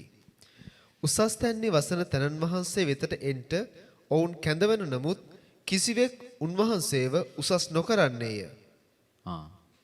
දෙවියන් වහන්සේ ඉහළ තලයකට එන්න මිනිස්සුන්ව කැඳවනවලු. ආමෙන්. දෙවියන් වහන්සේ අපේ කැඳවන්නේ මොන තලයකට එන්නද? ඉහළ තලයකට. ඉන්න තැනින් ඉදිරියට යන්න. හැබැයි මිනිස්සු මොනවටද ඇලුම් වෙලා ඉන්නේ? බෑ ස්වාමිනී අපි කැමති පහළට යන්න. ඒක නෙමෙයි කියන්නේ. දෙවියන් වහන්සේ කියනවා ඉහළට එන්න උන් කැඳවනවා. හැබැයි මිනිස්සු කියනවා බෑ අපි කැමති පල්ලෙහාට යන්න. මාගේ සෙනග ඇලුම් වෙලා ඉන්නවා. ඒ කියන්නේ ඇලුම් වෙනවා කියන්නේ නිකන් ආදරය කරනවා වගේ දෙයක් නේ. නේද? ආදරය කරනවා මොනවටද? ජොලිතකමට නෙවෙයි පසුබටකමට. ඉතින් හොෂයා පොතේ දෙවියන් වහන්සේ ලස්සනට කතා කරනවා මේ වර්තමාන කාලය ගැන. ගොඩාක් මිනිස්සු දෙවියන් වහන්සේ ගාවින් පසුබට වෙන්න තමයි ඇලුම් වෙන්නේ. අර ජොලිත වෙන්න යාඥා කරන්න දෙවියන් වහන්සේ හොයන්න වෙලාවක් තියෙනවා නම් මේ නමස්කාර කරන්න ඒකට යොමු වෙන්නේ නැහැ. යොමු වෙන්නේ වෙන මොන හරි වැඩ කරන්න. ෆෝන් එකත් එක්ක ඉන්න මොන හරි දේවල් ටීවී එක දිහා බලාගෙන ඉන්න ඒක තමයි යොමු වෙන්නේ. හැබැයි දෙවියන් වහන්සේ ආසයි ඔවුන් ඉහළට එනවා නම්. හැබැයි ගොඩක් අය පසුබටකමට ඇලුම් වෙලා ඉන්නවා. ඒ නිසා උන් ඍණාත්මක දේවල් තමයි කතා කරන්නේ. මම අර කලින් කිව්වේ. අනේ වැඩක් නැහැ. එපා වෙලා තියෙන්නේ තේරුමක් නැහැ. මට නම් ඕනේ නැහැ. මොනවා කරත් හරියන්නේ නැහැ. මෙන්න මේවා මේ වචන එළියට දාන්න එපා. රයිට්? ඉතින් මේ පසුබටකම් මිනිස්සුන්ට ආවට පස්සේ මොනවද වෙන්නේ? ඔවුන් යාඥාවෙන් ඈත් වෙනවා. ඔවුන් නමස්කාර කරන කාලය වෙන මොනවා හරි කරන්න ගන්නවා. දේව වචනේ කියවන එක පැත්තකින් තියෙනවා. මෙන්න මේ වගේ අර ක්වොලිටිස් නැති කරගන්න මෙනෙහි කරන්නේ නැහැ. දේව වචනේ අරගෙන ටික මෙනෙහි කිරීමේ කාලයකට ඇතුල් වෙන්නේ නැහැ. මෙන්න මේ වගේ දේවල් යන විට ඊට පස්සේ මොනවද දන්නවද වෙන්නේ? හොඳට අහගන්න. පැකිලෙන්න දේවල් වෙනවා. මිනිසෙක් ආත්මික මාර්ගයේ පසුබට වෙලා යද්දී සබාව අතාරිනවා. හරිද? ඒ වගේ අර ආත්මිකව තමන් කරගෙන ආවා වූ ක්‍රියාවලිය ඔක්කොම අතහැරලා පසුබට වෙද්දී ඊට පස්සේ වෙන දෙයක් තමයි යක්ෂයා ගෙනල්ලා ලොකු පැකිලීමේ ගලක් තියෙනවා ඉස්සරහින්. ඒ කියන්නේ තවත් වැටෙන්න මොකක් හරි සිද්ධියක් දානවා ජීවිතේට. මොකක් හරි සිද්ධියක්. නොසිතූ ප්‍රශ්නයක්. නොසිතූ කරදරයක්. ඒක රැකියාවෙන් වෙන්න පුළුවන්, තමන්ගේ බිස්නස් එකේ වෙන්න පුළුවන්, අසල්වාසීන්ගෙන් වෙන්න පුළුවන්, යාළුවන්ගෙන් වෙන්න පුළුවන්, තමන්ගේ දරුවන්ගෙන් වෙන්න පුළුවන්, තමන්ගේ දෙමාපියන්ගෙන් වෙන්න පුළුවන්. මොකක් හරි අර පසුබටකමෙන් තවත් පසුබටකමට වෙපත් වෙන්න ලෙඩක් වැටෙනවා. ඊට පස්සේ කියනවා බලන්නකෝ මෙහෙමත් මට වුණානේ කියලා. එහෙම වුණේ ඔයා පසුබට වෙලා ඉන්න හින්දා. ඔයාගේ පසුබටකම ඔයාගේ මුඛයේ වචන පවා වෙනස් කරනවා. ඉස්සර ජොලිතව ඉන්නකොට තරහ වගේ ආවත් ඔයාට කන්ට්‍රෝල් වෙනවා. හැබැයි දැන් ඔයා වැටිලා ඉන්න හින්දා, ඔයා පසුබට වෙලා ඉන්න හින්දා ඔයාට තරහ ආපුවාම ඔයා පරුස වචනත් කියනවා.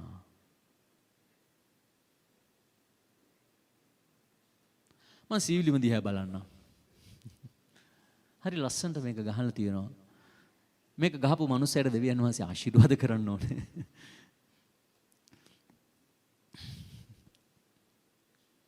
මිනිසුන්ගේ වැටීමේ පසුබටකමේ භයානක තැන ඔවුන්ගේ මුඛය හරි අශෝභන විදියට හසුරවන්න ගන්නවා.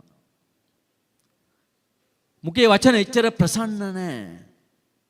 පොඩි දෙයකටත් අධික කෝපයක් එනවා. අධික තරහක් එනවා. මරාගෙන මැරෙනවා. ඇයි LTTද? දැන් සුයිසයිඩ් බෝම්බයක් බැඳගෙන දින්නේ මරාගෙන මැරෙන්න. පොඩි කාරණාවල් වලට මරා ගන්න තරම් කෝපය එනවා. ඇයි දන්නවද? ඒ ලක්ෂණය ඔයා ඉන්නේ වැටිලා. ඔයා ඉන්නේ පසුබටකමේ. ඔයා ඉන්නේ නිතරම කෝපයෙන්. ඔයා වැටිලා ඉන්නේ. හේතුව සමහර විට ඔයාගේ අරමුණු ඉටු නොවීම.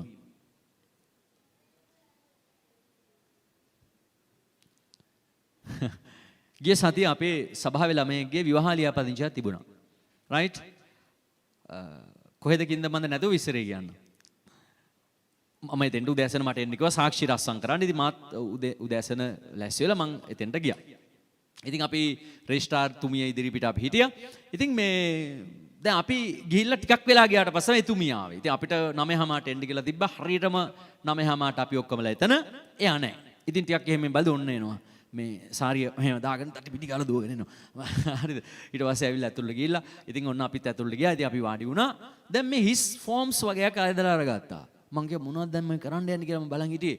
බලනකොට මුල ඉඳලා අපේ ඩෙන්ටිටි කාඩ් ඉල්ලගෙන ලියනවා. මම දැනගත්ත වැඩේ හරි කියලා. ඉතින් ලියලා ඔන්න ඉවර කරා. ඊට පස්සේ මේ පොරොන්දු ඒගොල්ලන්ට කියවලා ඊට පස්සේ අපිට සාක්ෂි අස්සම් කරන්න කියලා කොළ දෙකක් දුන්නා. මම දන්න සාමාන්‍යයෙන් මට දැන් ටිකක් මේක හුරුයිනේ වැඩේ. කොළ තුනක් තියෙනවා ඔය ලියාපදිංචිය අස්සම් කරන්න. කොපි දෙකකුයි ඔරිජිනල් එකයි. රයිට්? හැබැයි අපි දෙකක විතරයි අස්සම් කළේ. මම බැලුවා මේ සිස්ටම් වෙනස් වෙලාද දන්නේ නැහැ නේ මේ කොරෝනා හින්දා. ඉතින් හැම දෙයකටම දැන් ඒකනේ තියෙන්නේ. හරිද? ඒත් මම බැලුවා මොකද මේ කියලා. ඒත් මම පාඩුවේ හිටියා. අපේ ඩෙන්ටිටි කාඩ් දුන්නා. දීලා ඉවරලා අර දෙන්නගේ පොරොන්දු ඔක්කොම කියවලා මේ අන්තිමට රෙජිස්ට්‍රාර් සීල් එක ගාලා අස්සම් කරලා ඔරිජිනල් එක දෙන්න ඕනේ මේගොල්ලන්ට. අර ෆොටෝ එක ගහගන්නේ ඔරිජිනල් එක දෙන්න ඕනේ. ඒ ඔරිජිනල් එක දෙන්න යනකොට අරයා බලනවා. මේ කොලේ ගත්තා. ඊගාව කොලේ ගත්තා. සෝරි ඈ කිව්වා. මං බැලුවා වැඩේ හරි. මම බැලුවා තුන්වෙනි එක ආවේ නෑනේ. මේ අනේ සමා වෙන්න. මම ඕගොල්ලන්ට මේ අස්සම් කරන්න දීලා තියෙන්නේ මේ කොපි දෙක. ඔරිජිනල් එක මේ පැත්තේ. මොකද කරන්නේ ඉන්නවද කියලා ඇහුවා. අපි කිව්වා බෑ. දැන් ඒ වෙලාවේදී පැය එකමාරක විතර මේ විනාඩි 5 වැඩේට අයියෝ මෙයා අපට දුන්නු වදයක්. ඊට පස්සේ හවස ආයේ කතා කරනවා අනේ අර ෆාදර්ලාට එන්න කියන්න පුළුවන්ද? අරගේ අසනක් දාලා යන්න. මං කිව්වා බෑ. මොකද ඉල්ලගෙන ඉන්න පල්ලියට මං අසම් කළ දෙන්නම් කියලා. ඉතින් මම බැලුවා මේ මෙතුමිය මේ ඉන්න වැඩේ නෙවෙයි ඉන්නේ. රයිට්? එයා දැන් කළ යුතු වැඩේ නෙවෙයි යාගේ ඔළුව තියෙන්නේ. මං එළියට ඇවිල්ලා ඒ මනාලයගේ පාර්ශවයේත් පාස්ටර් කෙනෙක් ආවා. මම අපි දෙන්න කතා කරා. මොකද දන්නේ නේද? ඒක තමයි පෞල් ප්‍රශ්නයක්ද දන්නේ යා කියනවා රෙජිස්ට්‍රාර්ට. මෙයාගේ මනස කරන වැඩේ නැහැ. මෙයාගේ මනස වෙන කොහෙද තියෙන්නේ? එයා දැන් අපි වෙන රෙජිස්ට්‍රාර්ලා ගාවට ගියාට පස්සේ ඒගොල්ලෝ ඔක්කොම ෆෝම්ස් එක මොකද ඔය කල් ඇතුව දවස් 15කට කලින් ඔය මනාලිය තමුන්ගේ විස්තර ටික දීලා ඔක්කොම දේ කරලා තියෙනවා. ඉතින් එදාට අපි යද්දි අනිත් රෙජිස්ට්‍රාර්ලා ඔක්කොම අපේ නම ගම ඔක්කොම විස්තර ටික ලියලා ඒ වෙලාවේ අර සාක්ෂි රස්සම් කරන කෙනාගේ නම විතරයි ආයතන ලියාගන්න. ඊට පස්සේ ටක් ගාලා අස්සම් කරන විනාඩි 5යි උපරිම 10යි වැඩේ ඉවරයි. අපි එදා පැය එකමාරක් ඒ ඔෆිස් එකේ දාඩිය දාගෙන නාගෙන ඉන්නවා. ඉතින් මම බැලුවා අනිත් එක වරද්දගෙන කොපි තමයි දෙන්න හැදුවේ. ඔරිජිනල් එක තව ලියලවත් නැහැ, අස්සම් කරලවත් නැහැ. මම බැලුවා මොකද මේ කියලා. දන්නවද මේ වාතාවරණයන් මිනිස්සුන්ට ඇති වෙන්නේ ඇයි? මේ වැරදි වෙනවා ඒක ඇත්ත. ඒක ඇත්ත හැමෝටම අපිටත් වැරදි වෙන්න පුළුවන්. හැබැයි සමහර වෙලාවල් වල මේ කරන විශාලම දේ තමට අමතක වෙලා යන්නේ ඇයි? බොහෝ වෙලාවට මිනිස්සු ඉන්නේ මානසිකව වෙන ලෝකවල. මෙන්න මේ ප්‍රශ්නය හේතු සාධක වෙනවා. ඒක තමයි ජීවිතයේ පසුබටකම්. ජීවිතයේ පසුබට වීම. මේ කල යුතු දේ නෙමෙයි කරන්න වෙන එකක්. ඒ පසුබට වීම වල ඉන්නකොට අධික තරහ, අධික කෝපය මේ වගේ ඒවා එනවා. පොඩි දෙයකට අධික තරහ එනවා. මේ සමාදානයෙන් කතා බහ කරලා ඒක යාපත් විදිහට කරගන්න ඕන දෙයට රණ්ඩු වෙලා බෑනගෙන ගාගෙන තරහ වෙලා ඒතර අහල පහල මිනිස්සු බලනවා. පල්ලි යන කට්ටිය වාව්. ඒ නිසා ඔබ දෙවියන් වහන්සේගේ මාර්ගයේ ඔබ කොතනද ඉන්නේ? ඒ නිසා මේ පසුබටකමෙන් ඔබ විනාශ වෙලා යන්නට එපා. ඒ නිසා ගොඩක් අය මේ පසුබටකමට ඇතුල් වෙලා ඉන්නවා. යෙරමියා 17 වෙනි පරිච්ඡේදයේ 13 වෙනි වගන්තිය අපි බලන විට ඔබ තේරුම් අරගන්න දෙවියන් වහන්සේ තුලින් ඔබ පසුබට වෙලා ගියොත් ගොඩක් වෙලාවට ඊට පස්සේ සිදුවෙන්නා වූ දේ ගැන යෙරමියා මෙහෙම කියනවා. යෙරමියා 17 13 වෙනි වගන්තියෙන් මේ විදිහට අපිට අනතුරු ඇඟවීමක් දෙනවා. පසුබට වෙන කට්ටියට භයානක දේවල් වෙනවා. ඒකේ ප්‍රධාන දෙයක් තමයි කියන්නේ. අහෝ ඊශ්‍රායල්ගේ බලාපොරොත්තු වූ ස්වාමින් වහන්සේ ඔබව අත්හරින සියල්ලෝම ලැජ්ජාවට පත්වන්නෝය. මාගෙන් අහක් වයන්නෝ ජීවමාන වතුර උල්පතවන ස්වාමින් වහන්සේ අත්හැරිය බැවින් ඔවුන් ගැන පොළව පිට ලියනු ලැබේ. යේසුස් වහන්සේ අර ලියුවා නේද පොළොව පිට. රයිට්. මෙතන කියනවා පොළොව පිට ලියනු ලැබේ කියලා. අර අනාචාරී ස්ත්‍රීට ගල් ගහන්න ආපු වෙලාව උන්වහන්සේ පොළොවේ මොනවද ලියවලු. මෙතනත් කියනවා පොළොවේ ලියනවා කියලා. හරිද? ඒ කියන්නේ ඒගොල්ලෝගේ විනිශ්චය ගැන උන්වහන්සේ ලියනවා. මේ පොළොවේදී ඒ විනිශ්චය වෙන්නට යනවා කියන කාරණාව. ඉතින් අපි දකිනවා මෙතන කියනවා මේ ආයි මුල පොඩක් කියන්න. අහෝ ඊශ්‍රායල්ගේ බලාපොරොත්තු වූ ස්වාමින් වහන්සේ ඔබව අත්හරිනු සියල්ලෝම ලැජ්ජාවට පත්වන්නෝ. මෙන්න මේක තමයි අර පැකිලීමේ ගල. ඔබ දෙවියන් වහන්සේව අතාරියොත් දැන් මේ කතාව දැන් මේ කියන්නේ දැන් ඔබ වැරදිට හිතන්න එපා. ඉතින් පාස් අපි දෙවියන් වහන්සේ අතාරින්නේ නැහැ. අපි ගිය ඉරිදත් පල්ලි ආවා. ඊට කලින් ඉරිදත් ආවා, මේ ඉරිදත් ආවා, ලබන ඉරිදත් එනවා. අපි මරණකම්ම දෙවියන් වහන්සේත් එක්ක. මම කියන ඇත්ත. ප්‍රශ්නේ ඔබ ඉන්න ඕන තැන නැහැ. ඒක තමයි පසුබට වීම කියලා කියන්නේ. දැන් කවුරු හිතන්න බලන්න අපි පල්ලි එනවනේ. මේ සභාවට එනවා කියන එක ඔබේ ජොලිතකමේ ලක්ෂණයක් නෙවෙයි. කතෝලික අයත් යනවා. තවත් කට්ටිය කෝවිලටත් යනවා. ඒ ආගම අදහන්න යනවා ඒ තැනට. ඒක නෙමෙයි මේ කියන්නේ. ඔබ හිටියා වූ ආත්මික ස්ථානෙන් ඔබ පල්ලෙහාට පැමිණීම. මේ පල්ලිය ඇතුළට ඇවිල්ලා ගෙදර යන එක නෙමෙයි. ඒක කාටත් කරන්න පුළුවන්. පහුගිය කාලේ අපේ හොඳ පල්ලියට යන කෙනෙක් හිටියා. බෑ ඇදහිලිවන්තයෙක් නන් නෙවෙයි. හැබැයි පල්ලියට යන කෙනෙක් හිටියා. පහුගිය කාලෙම දැක්කේ නෑ මං. එයාව. ඊයේ මම හන්දෑවේ යනකොට අතනම ඇතුලේ බෑග් එකක් තිබ්බා. ඕක අරගන්නකොට දුවගෙන ආවා. එළවං ඔබ කොහෙද මම මෙච්චර කල් හිටියේ කියලා. වලි ගන්නවනේ හිටියා ඉතින් ඌ. ඌත් මේ පල්ලියට එනවා. ඇයි අපි කළුවා? ඌ කාලයක් ආවේ නෑ පසුබට වෙලා හිටියේ. මම දැක්කා අර හන්දියේ ඉන්නවා. ඒත් මම වාහනේ යද්දි කී කෙනේ මූට ගිහපු කලා. මූ පල්ලියේ පැත්තක් දෙන්නේ නැහැ කියලා. ඊයාවා එල් හිටියේ නේද? ඊයා මම බෑග් එකක් ගෙන සිලි ගාලා අදිනකොට මූ හිටියා කණ්ඩ මොනවාරි ආවේ කියලා. දුවගෙන ආව මං ළඟට. මං ඇහුවා උඹ කොහෙද හිටියේ මෙච්චර කාල? ඔළුව මෙහෙම කරා වලිගෙ මෙහෙම කරා. ඌ මොන හරි කිව්වා තේරුන්නේ නැහැ. මොකද හරි භාෂාව ප්‍රශ්නයක් ඒක. පරිවර්තනය කරන්න කවුරුත් හිටියේ නැහැ. ඌත් මේ පල්ලියට එනවා. මං කියව එක ඇදහිලිවන්තෙන් නෙවෙයි. හැබැයි ඌත් මේ පොඩි කාලේ ඉඳලා ඉන්නවා. ඌගේ සහෝදරයෙක් හිටියා. මගේ වාහනේට ඇටලා මැරුණා ඌ. රිවර්ස් කරනකොට දැක්කේ නෑ චූටි කාලේ. මේ ඥා වගේ සද්දයක් ඇහුණා මේගොල්ලෝ හරි කියලා. අනේ සහෝදර තුන් දෙනෙක් හිටියා. දෙන්නෙක් අන්තිම වෙනකන් හිටියේ. එකෙක් පසුබට වෙලා ඌ ආගිය තන්නේ. ඊට පස්සේ මූත් පසුබට වෙලා හිටියේ. හැබැයි ඊ ආයෙ ඇවිල්ලා හිටියා. එනිසා මේ පල්ලියට යන එක නෙවෙයි ප්‍රශ්නේ. ඔබගේ ආත්මික ජීවිතය ඔබ හිටපු තැන ඉන්න එකයි. කී දෙනෙක් ආමෙන් කියන්න යනවද? ඒ නිසා දේව වචනේ කියනවා මේ දෙවියන් වහන්සේව නැත්නම් පසුබටකමට ඇතුල් වීමේ භයානක දේ තමයි ලැජ්ජාවට පත් වෙන දේවල් වෙනවා. ඒකයි වැඩේ. මොකද පසුබට වීමේ අනිසි විපාකයක් මුලින් ඕ වෙන්නේ. පස්සේ තව තියෙනවා. ලැජ්ජාවට පත් වෙන දේවල් වෙනවා. ඊට පස්සේ ටිකක් අප්සෙට් කතාවල් ඇහෙනවා මිනිස්සු කියනවා තමන් ගැන. පසුබටකමේ ලක්ෂණයක් ඕක. ඒකයි මෙතන කියන්නේ මාව අත්හරින අය ලැජ්ජාවට පත් වෙන්න වෙනවා. ඒ නිසා ඔබ ඉන්න ස්ථානයේ ජීවත් වෙන්න ඕනේ. කී දෙනෙක් ආමෙන් කියන්න යනවද? ආත්මික තලයන් වල. අපි යෙරමියා 2:13ත් බලමු. දන්නවද දෙවියන් වහන්සේ අපේ ජීවනයේ උල්පත. යෙරමියා කියනවා මිනිස්සු මේ අතාරින්නේ ආගම නෙවෙයි. මිනිස්සු පසුබට වෙන්නේ කාතුලින්ද දෙවියන් වහන්සේ වන ජීවන ජල උල්පත තුලින් ඈතට යන්නේ. ජීවනයේ උල්පතේ තමයි අතාරින්නේ. එතකොට කොහෙන්ද මෙයාට ජීවනය? අපි කියවමු යෙරමියා 2:13ත්. මක්නිසාද මාගේ සෙනග නපුරු දේවල් දෙකක් කළෝය. නපුරු දේවල් දෙකක් කරනවලු. මොනවාද? ඔව්හු ජීවන වතුර උල්පත වූ මා අත්හැර කටාරම් එනම් වතුර නාල්ලන්නා වූ බිඳුනා වූ කටාරම් තමුන්ට කපා ගත්තෝය. හරි භයානකයි. අංක 1 ජීවන උල්පත වූ දෙවියන් වහන්සේව අතාරින එක. දෙවෙනි එක තමන්ට කටාරමක් හදාගන්න එක. මේක පැහැදිලි. තව පොඩ්ඩක් පැහැදිලි කරන්නද?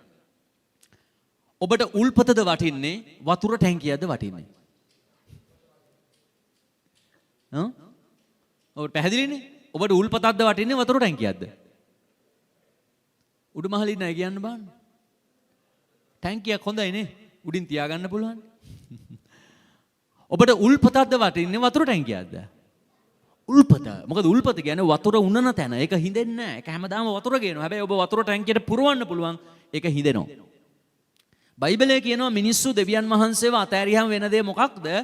ඔවුන්ට ලැබෙන ඒ ලැබීම, ඒ ජීවනය, ඒ ආශිර්වාදය ඔක්කොම නතර වෙනවා. හැබැයි ඔවුන් හදා ගන්නවලු කටාරමක්. කටාරමක් කියන්නේ අර දේවල් දාලා මේ ද්‍රව දාන යම්කිසි භාජනයක්. ඒකත් බිඳිලලු. බිඳිලා නම් මොකද වෙන්නේ? ඒකෙන් ටික ටික වතුර එළියට ගිහිල්ලා ඒක වෙලාවක හිස් වෙනවා. එතකොට ඔබ දෙවියන් වහන්සේ අත්හැර දැමීම පසුබාටකමට ඇලුම් වීමේ දෙවෙනි විපාකය තමයි හිස් භාවයට පත්වීම. අංක 1 මම ඔබට කියනවා මොකද්ද? පසුබාටකමේ විපාකයක් ලැජ්ජාව. අංක 2 හිස්කම. හිස්කම. හිස් භාවයට පත් වෙනවා මිනිස්සු. right? ඒ නිසා පාවුල්තුමා කියන දෙවෙනි කොරින්ති 11 වෙනි පරිච්ඡේදයේ 3 වෙනි වගන්තිය බලද්දී අර සර්පයා ඇවිල්ලා ඒවාව රැවට්ටුවා වගේ මේ සභාවේ අයව යක්ෂයා විසින් රැවටීමට පත් කරන්න පුළුවන්. අපි බලමු දෙවෙනි කොරින්ති 11:3. නමුත් සර්පයා තමාගේ ප්‍රයෝගයෙන් ඒව රැවටුවාක් මෙන් ක්‍රිස්තුස් වහන්සේ කෙරෙහි පවතින අවංකකමෙන්ද පිරිසුදුකමෙන්ද යම් විදියකින් නුඹලා වෙන්කොට නුඹලාගේ සිත් දූෂ්‍ය කරනු ලැබේදෝ කියා බය වෙමි. එතන මෙතන කියනවා මේ ක්‍රිස්තුස් වහන්සේ තුල තිබෙන ප්‍රේමයෙන් ඕගොල්ලන්ව අයින් කරන්න මේ යක්ෂයා ඔයාලගේ සිත දූෂණය කරන්නට යන කතන්දරයක් පවුල්තුමා කියනවා. එහෙනම් පසුබාටකම එන්න නම් වෙන්න ඕනේ මිනිස්සු හිතින් අවුල් වෙන එක. මානසික තත්ත්වය වැටෙන එක. සිත බාධාවට පත් වෙන එක. ඔක එන්නේ හිතින්. දේවල් කරුණු කාරණා ඔලුවට දාලා ඇතුලෙන් එනවා පසුබාටකම. එතකොට තමයි ක්‍රියාව එළියට යන්නේ. right? සිතින් හිතලා ක්‍රියාවෙන් සිදු කරනවා. ඔබ හොඳට යාඥා කරගෙන හිටපු මිනිස්සු දැන් හිතනවා ඕන්නේ මම යාඥා කරන්න කියලා. ඒක හිතට ඇවිල්ලා ඔබ අතහැරලා දානවා. මේක කරන්නේ පාවුල්තුමා පැහැදිලිව කියනවා මිනිස්සෙකුට පසුබාටකම ගේන්නේ කවුද? හයියෙන් කියමු. යක්ෂයා. යක්ෂයා ගේනවා පසුබාටකම. ඒ නිසා පසුබට දේවල් මානසික තත්ත්වයෙන් එන විට දන්නවද ඔබ ඇදහිල්ල තුල ඒකට විරුද්ධව ප්‍රකාශන කරලා නැගිටින්නට අවශ්‍ය වෙනවා. ඉතින් අර සර්පය ඇවිල්ලා ඒව රැවට්ටුවා. අපි මේ ඒක රැවට්ටුවේ නැත්තම් හොඳයි කියලා තමයි කියන්නේ. නමුත් රැවට්ටුවා. අනේ ඒ වගේ ඔයගලගේ සිත යකා ඇවිල්ලා දූෂණය කරයිද? ඔබගේ සිත පසුබට කරයිද කියලා පාවුල්තුමා කියනවා මම ඒ ගැන බලාගෙන ඉන්නවයි කියලා. අනේ ඒ නිසා අපි ප්‍රවේශම් විය යුතුයි. හැමෝම කියන මම ප්‍රවේශම් විය යුතුයි. මොකද පසුබට කියන එක විවිධ පසුබටකම කියන එක විවිධ ක්‍රමයන් වලට ඔබේ ජීවිතයට ඇතුල් වෙන්නට පුළුවන්. විවිධ ක්‍රමයන් වලට. ඔබ හිටියා වූ ස්ථානයට වඩා එසවෙන එක තමයි දෙවියන් වහන්සේගේ පරමාර්ථය. හැබැයි සමහරු පල්ලෙහාට ඇවිල්ලා එතෙන්ට වෙලා ඉන්නවා. අපි දැන් ඒ කාලේ වගේ නෙමෙයි මේ කාලේ අපි මෙහෙමයි කියලා. හැබැයි දෙවියන් වහන්සේ ඒකට කැමති නැති බව මතක තියාගන්න. ඒ නිසා හෙබ්‍රේව පොතේ ආත්මයන් වහන්සේ හෙබ්‍රේව 3 වෙනි පරිච්ඡේදයේ 12 වෙනි වගන්තියේදී ඊට පැහැදිලිව කතා කරනවා කිසිවෙකු තුල කිසිවෙකුගේ සිතක් දෙවියන් වහන්සේ කෙරෙන් ඈතට යන පසුබට වෙන තලයකට පත් නොවේවා කියලා කතා කරලා තියෙනවා. හෙබ්‍රේව පොතේ 3 වෙනි පරිච්ඡේදයේ 12 වෙනි වගන්තිය අපි බලමු. සහෝදරේනි ජීවමාන දෙවියන් වහන්සේ කෙරෙන් අහක්ව යන්නා වූ නොඇදිලිකාර නපුරු සිතක් නුඹලා අතරින් කිසිවෙකු තුල නොතිබෙන හැටියට බලා ගන්න. සහෝදරයනි ජීවමාන දෙවියන් වහන්සේ කෙරෙන් පසුබට වන්නා වූ නොහැදිලිකාර නපුරු සිතක් ඕගොල්ලෝ ඇතුලේ ඇති වෙන්න දෙන්න එපා. කී දෙනෙක් ආමෙන් කියන්න යනවද? තව පාරක් ආමෙන් කියලා කියමුද? තව පාරක් කියමුද ආමෙන් කියලා? ඒ නිසා ඔයාගේ රස්සාවක් නැහැ, සල්ලි නැහැ, අරක නැහැ, මේක නැහැ, ඒක නැහැ කියලා පසුබට වෙන්න එපා. ඊට වඩා දෙයක් ඔයාගේ ඇතුලේ තියෙනවා. ඒ තමයි දෙවියන් වහන්සේ වඩ දුන්නා වූ ජීවනය. ලෞකික ඇස අයින් කරන්න. ඒ ඇස ස්වාමීන් වහන්සේ දෙස බලන්න. මොනවා කරත් දවසක මැරෙන ඔබ රටේ ජනාධිපති වුණත් මිය යනවා. right? ඔබ දිලිඳු පැලක හිටියත් එතෙන්ට මුහුණ දෙන්න වෙනවා. ඔබ මුළු ලෝකයේ සැප සම්පත් භුක්ති විඳත් ඔබ දවසක මේ ලෝකෙන් සමුගන්නට යනවා. ඒ නිසා ඔබ තුල තිබෙන ජීවනය තමයි හරිම වැදගත් දේ. ඒක අර ලෝකේ තියෙන දේවල් දෙස බලලා නැති කරගන්නට එපා. අපි දකිනවා මේ කතාව බලන්න යන්නේ ඔබ දන්න හින්දා අපි දකිනවා රූත්ගේ කතාව පොතේදී මේ එලිමෙලෙක් කියන මිනිසයා අරගත්තා වූ මේ වැරදි තීරණය ඒ පීඩා වෙලාවේ ඔහු පසුබටකම තුල ඉඳලා ගත්තු තීරණය ඔහුගේ මුළු පවුල විනාශ කළා. ඔබ ඒක අහලා තියෙනවා. බෙත්ලහෙමට මොකද ආවේ? කොරෝනාව. බෙත්ලහෙමට මොකද ආවේ? සාගතයක් ආවා. හැමෝම දන්නවනේ මං චුට්ටක් බැලුවේ දන්නවද කියලා. ඈ බෙත්ලහෙමට මොකද ආවේ? සාගතයක් ආවා. ඒ වෙලාවේ එලිමෙලෙක් ගත්ත තීරණය මොකද්ද? මොකද ගත්තේ? අපි ඔක්කොම එකතුලා යාඥා කරලා මේකට මූණ දෙමු කිව්වද? නෑ. ඕක කිව්වා අපි යම් වෙන රටකට. රටින් පයින්ඩ ප්ලෑන් එකක් දැම්මා. දැන් අද රට යනවා කියන එක මම එපා කියන්නේ නැහැ හොඳේ. මේ එදා ඒකේ වෙනම ප්‍රශ්නයක්. රයිට් එදා තිබ්බේ දේව මන්දිරයේ එක තැනක ඔවුන් අන්‍ය භක්තිකයන්ගේ රටකට ගියේ ඔවුන් ඒ දෙවියන් වහන්සේගේ සැලසුමෙන් එළියට ගියා.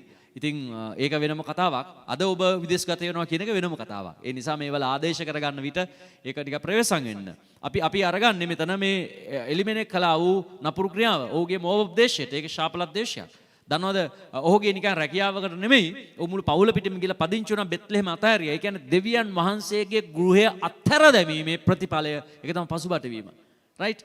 ඉතින් මෙයා අතහැරියේ දේව ගෘහය.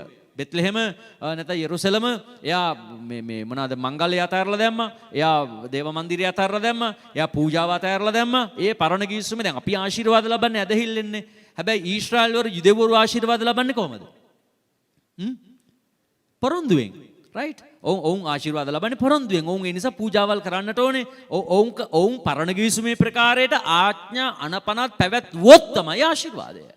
දැන් අපිට යේසුස් වහන්සේ කරන කොටගෙන ඇදහිල්ල තමයි අපේ ආශිර්වාදය. ආමෙන්.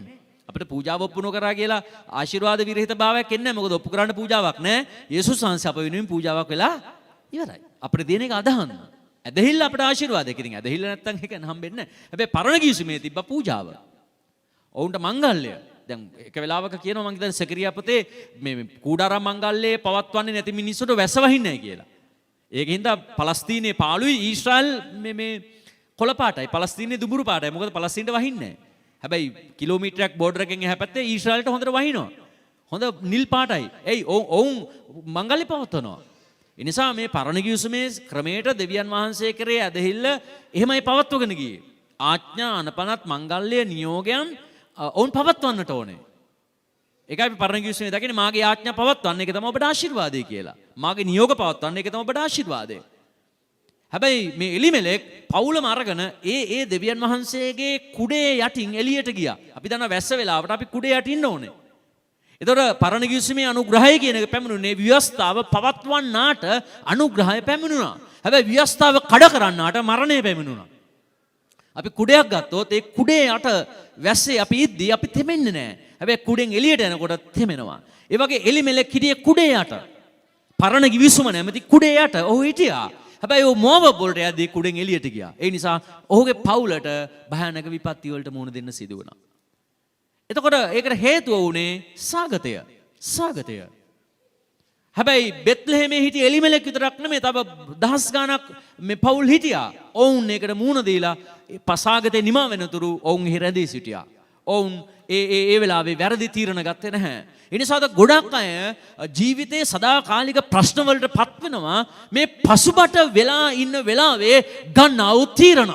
ඒ නිසා මම ඔබව ධෛර්යමත් කරන්න කැමති කවුරුත් ඔබ පසුබටකමක ඉන්න විට ඔබේ ජීවිත ගැනවත් ඔබේ දරුවන් ගැනවත් ඔබගේ අනාගතය ගැනවත් තීරණ වලට යන්න එපා. ආමෙන්. ඇයි ඔබ පසුබට වෙලා ඉද්දි ගන්න තීරණ දෙවියන් වහන්සේගෙන් නෙවෙයි. මොකද ඔබ ඉන්නෙත් කුඩෙන් එළියේ. පසුබටකම කියන්නේ කුඩෙන් එළියේ ඉන්නවා වගේ. අවුවද වැස්සද ඒකට මුහුණ දෙන්න වෙනවා. හැබැයි ඔබගේ ජොලිතකම ඔබ අනුග්‍රහය වෙතට ගේනවා. ආමෙන්. ඒ නිසා ඔබ පසුබට වෙලා ඉන්න වෙලාවේ තීරණ අරගන්නට එපා. ඒක හරි භයානකයි. ඒ නිසා ඔබ නපුරු දවසට මුහුණ දෙන්න ඔබ ශක්තිමත් වෙන්නට අවශ්‍යයි.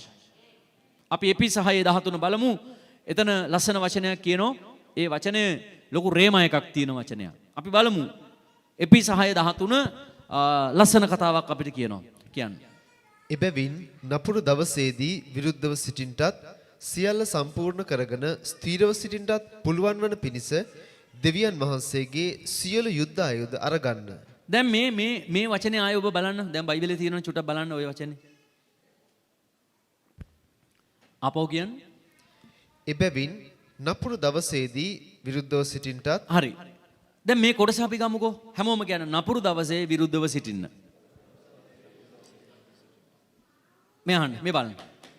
හලෝ මේ බලන්න දැන් බයිබල් පෙරලන්න එපා. මේ කතා කරන්නේ මොන දවසක් ගැනද? නපුරු දවසක්.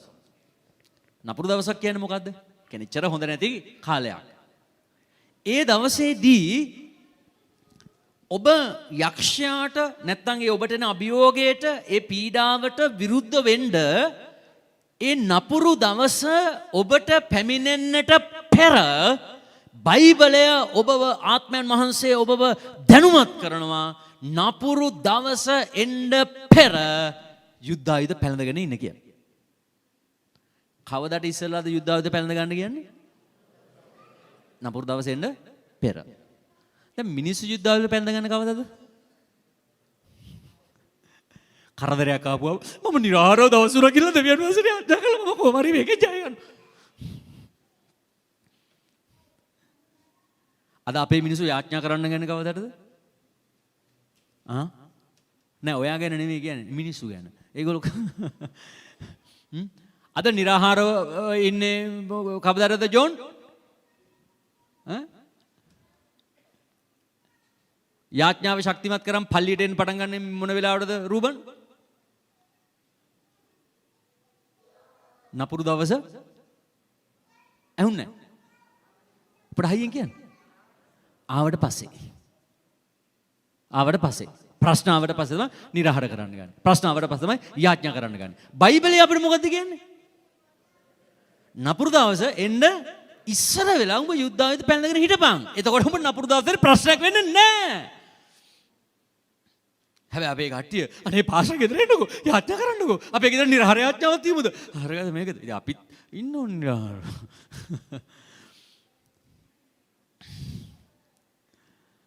දැන් දනිස්ස චිරිස් බ්‍රිස් ගන්න වෙලාවකට නිරහර විදලා දැන් බයිබලය අපිව ඔබව දැනුවත් කරන්නේ හරිද ඒ නපුරු දවස එන්න ඉස්සර වෙලා දෙවියන් වහන්සේගේ මිනිස්සු යුද්ධ ආයුධ පැළඳගෙන ඉන්න අවශ්‍යයි. හැබැයි පසුබටකම හින්දා යාඥා කරන්නේ නැහැ නේද? වචනේට ඉඩ නැහැ, මෙනෙහි කරන්නේ නේද? දේශනාවක් අහන්නේ අපි මම සමීක්ෂණයක් කරලා බැලුවා නම් ගම් වශයෙන් කියන්න පුළුවන් හැබැයි කියන්නේ නැහැ. රයිට්? මේ ඉරිදා දේශනාව ගෙදර හිටියත් අහන්න නැතුව ඉන්න අය ඉන්නවනේ. ටෙලිෆෝන් එකේ ඩේටා තිබ්බත් නැත්තම් ගෙදර රවුටර් එකේ මේ මුදල් දාලා හොඳට සිග්නල්ස් තිබුණත් රයිට් නැත්තම් සමහරව අර හරිය අමාරුවෙන් අරක කැරගෙනවා යේසුස් වහන්සේ එහෙම නේද සමහර ඔය සිග්නල් නැතිව ගිහලා ආයෙද්දි අර කීප ඩරර් ගාලා කියාගෙන යනවා ආයෙ අරගෙනවා දෙවියන්මා සිග්නල් නැති වුණාම. හැබැයි එහෙමත් මිනිස්සු දේශනා අහනවා. සමහරු ටවුන් එකට ඇවිල්ලා වීඩියෝ එක ඩවුන්ලෝඩ් කරගෙන ගෙදර ගිහිල්ලා දේශනාව අහන මිනිස්සු ඉන්නවා. මම දන්නවා පුද්ගලිකව. එච්චර උනන්දුයි. ටවුමට ඇවිල්ලා සිග්නල් තියෙන තැනක් බලලා ඩවුන්ලෝඩ් කරගෙන ගෙදර ගිහිල්ලා දේශනාව අහන මිනිස්සු ඉන්නවා. ඒ වෙනුවෙන් එනවා ටවුමට ඈත ගම්වල ඉඳලා. ඒ ගමට සිග්නල් නැහැ. දේශනාව අහන්න ඕනින්ද ටවුන් එකට ඇවිල්ලා ඩවුන්ලෝඩ් කරගෙන ගෙදර ගිහිල්ලා අහනවා. සමහර සිග්නල් ෆෝන් එකට තියලා ඔක්කොම තියෙන මිනිස්සු නිදිනවා. ගාණක් නැහැ. වැඩවලට යනවා. බිස්නස් යනවා. හැබැයි කරදර වුණාම කෝල් කරනවා. එන්න එපාම කෝල් කරන්න. නපුරු දවසට සූදානම් වෙන්න කියන්නේ කල්ැතුව. ළඟ එක්කනට කියන්න ඕක. කල්ැතුව. ආයි කියන්නේ වචනේ. එබැවින් නපුරු දවසේදී විරුද්ධව සිටින්ටත් සියල්ල සම්පූර්ණ කරගෙන ස්ථීරව සිටින්ටත් පුළුවන් වන පිණිස දෙවියන් වහන්සේගේ සියලු යුද්ධ ආයුධ අරගන්න. එතකොට නපුරු දවසේද ආයුධ ටික පැළඳ ගන්න කියන්නේ? නෑ. ඒ නිසා විපත්ති එනකන් බලන් ඉන්න එපා. ඔබ නපුරු දවසට කල්ැතුව ලෑස්ති වෙලා ඉන්න. එවිට ඔබ නපුරු දවසේ ජයග්‍රාහීව ජීවත් වෙන්නට යනවා. ආමෙන්. ඉතින් අද ගොඩක් වෙලාවට ප්‍රශ්න කරදර ආපුවම තමයි යාඥාවල් ආරම්භ කරන්නේ. එදාට කියනවා බෙහෙත් ගන්න නැතුව මම යාඥාවෙන් සුව කරගන්නවා. මාර ප්‍රශ්න වෙන්නේ එතකොට. සමහරව කියනවා යාඥාවක් මුකුත් නැහැ. ලෙඩක් ආපුවාම කියනවා අපි යනවා බෙහෙත් ගන්න. නෑ පාස්ටර් බෙහෙත් ගන්න නෑ. මම දෙවියන් වහන්සේ කෙරෙහි ස්වාමීන් වහන්සේ කෙරෙහි විශ්වාස කරගෙන ඉන්නවා. ස්වාමීන් වහන්සේ මට සුවය දෙයි කියලා මම බලාපොරොත්තු වෙනවා. පාස්ටර්ලා මං ගැන යාඥා කරන්න කියලා. අපි දන්නවා මේක නම් හරියන්නේ නෑ කියලා. අපි දන්නවා මෙයා නපුරු දවසේ ආයුධ ගන්න කෙනෙක්. එතකොට සතුරා ගහලා ඉවරයි. ඒ කියන්නේ ලෙඩේ ඇවිල්ලා තියෙන්නේ. නිකන් පත් වෙනවද කී දෙනෙකුට? දැන් ලෙඩේ ආවනම් නපුරු දවස එන්න යනවද ඇවිල්ලාද? ඇහුන්නේ නැහැ. අනේ මාව ටිකක් ධෛර්යමත් කරන්න. ලෙඩේ ඇවිල්ලා නම් මොකක් හරි නැත්නම් ඔබේ ආර්ථිකයේ ප්‍රශ්නේ ඇවිල්ලා නම් ඔබ ආර්ථිකේ වැටිලා නම් ඔබට ඒ ගැටලුව ඇවිල්ලා නම් නපුරු දවස එන්න යනවද? නෑ නෑ. දැනටමත් ඇවිල්ලා. ඇවිල්ලා ඉවරයි. දැන් මොකද කරන්නේ? කෝ කඩුව ගාලා බයිබලේ ගන්නවා. දුවිලි ටික පිඹලා. දැන් තමයි යාඥා කරන්න ගන්නෙ. too late. එතකොට කියනවා මම බෙහෙත් ගන්න නැතුව මම ස්වාමින් වහන්සේ කරෙහි බලාගෙන ඉන්නවා. මක් නිසාද මම වනහිනුබසුව කරන ස්වාමින් වහන්සේයයි කියලා ගැලවීම ලැබූ කාලේ ආපු බයිබල් පදයක් දැන් මතක් වෙනවා. ඒක ඇහුවේ 1800 බර ගණන් වල. දැන් මතක් වෙනවා ඕක. ලෙඩ ආපුවාම මේ පැත්තකට දාලා ගිහිල්ලා බෙහෙත් ගන්න ඕයි. ඒක තමයි අපි දෙන අවවාදය එතකොට. ඇදහිල්ල බොරු ඇදහිල්ලක් මවා පාගෙන බෙහෙත් ගන්න නැහැ කියලා ඉඳලා දේව නාමයත් අගෞරවයටපත් කරලා මැරිලා යන්නයි ඔය හදන්නේ. හරිද? ඊට වඩා ගිහිල්ලා කරගන්න ඔපරේෂන් එක ගන්නවා ස්පෙෂලිස්ට් එකෙන් හම්බෙලා බෙහෙත් ටික ඊට පස්සේ හොඳ වුණාට පස්සේ ආත්මික ජීවිතය හදාගෙන දෙවෙනි වතාවේ විපත්ති දවසට නැති වෙන්න ශක්තිමත් වෙලා ඉන්නවා. ආමෙන්. අර දෙවෙනි ලෙඩේ එන්නේ ඉස්සලා ශක්තිමත් වෙලා ඉන්නවා. එතකොට හරි. මේ කරදරබ්බෙම ප්‍රශ්න ලෙඩ ඔක්කොම ආපුවම මෙම් ගන්නව යාඥා කරන්න. බොරු වැඩ. පිස්සු නටලා ඉඳලා දේව වචනය කඩ කරගෙන ඉඳලා මේ ගැටලුව ආපුවම දන ගහන්න එපා. බෙහෙත් අරගෙන සුවය ගන්න. හරිද? ඔපරේෂන් එකක් නම් කරගන්න ගිහිල්ලා. ඊට පස්සේ පසුබටකම ගැන පසුතැවිලි වෙලා අර ශල්‍ය කර්මයෙන් බෙහෙත් අරන් ඔක්කොම යථා තත්ත්වයට සුවයටපත් වුණාට පස්සේ නිරාහාරයෙන් ඉඳලා යාඥා කළා පසුබටකමට පසුතැවිලි වෙලා ආත්මික ජීවිතය සන්නද්ධ වෙන්න. ඊට පස්සේ ආය ඉස්සරහට එන කිසි අභියෝගයක් ඔබට ප්‍රශ්නයක් වෙන්නේ නැතිව තියෙයි. ආමේන්. ඒ නිසා මේ නපුරු දවස් ආවට පස්සේ හරිද? මේ වෙලාවෙ නිකන් බොරු වැඩ කරන්න එපා. අපට වද දෙන්නත් එපා. ඒකයි මේ කියන්නේ. කල් නැතුව හරියට ඉන්න. ප්‍රශ්නයක් ආවට පස්සේ දඟලන වැඩක් නැහැ. ප්‍රශ්නේ එන්නේ ඉස්සෙල්ලා ඔබ සූදානම් නම් ප්‍රශ්නේ පලා යන ඔබේ ජීවිතේ. මොකද ඔබ වාතාවරණය වෙනස් කරන්න මිනිස්සෙක්. ආමෙන්. කියන්නේ මම වාතාවරණය වෙනස් කරන මිනිස්සෙක්. මට ආධිපත්‍යය තියෙනවා. මට බලය තිබෙනවා. ස්වාමීන් වහන්සේ මා සමගයි. ආමෙන්. ඉතින් මේ නපුරු දවසට කලින් සන්නද්ධ වෙන්න. හැබැයි ඔක්කොම ඉන්නේ පසුබටක මේ පෙට්ටියේ. අර කෝච්චි පෙට්ටි තියෙන්නේ VIP කියලා දාලා එක මේ නේද? First class, second class, third class කියලා කෝච්චි පෙට්ටි තියෙන්නේ. ඔක්කොම තර්ඩ් ක්ලාස් එකේ නැගලා ඉන්නේ. මේ පසුබටක මේ ඉන්නේ. ඉතින් මුල ඉඳලම දෙවියන් වහන්සේත් එක්ක හරියට ඉන්න. එවිට ඔබ හැම පීඩාවක් ජය අරගෙන සාර්ථක අනාගතයකට යන්නට යනවා.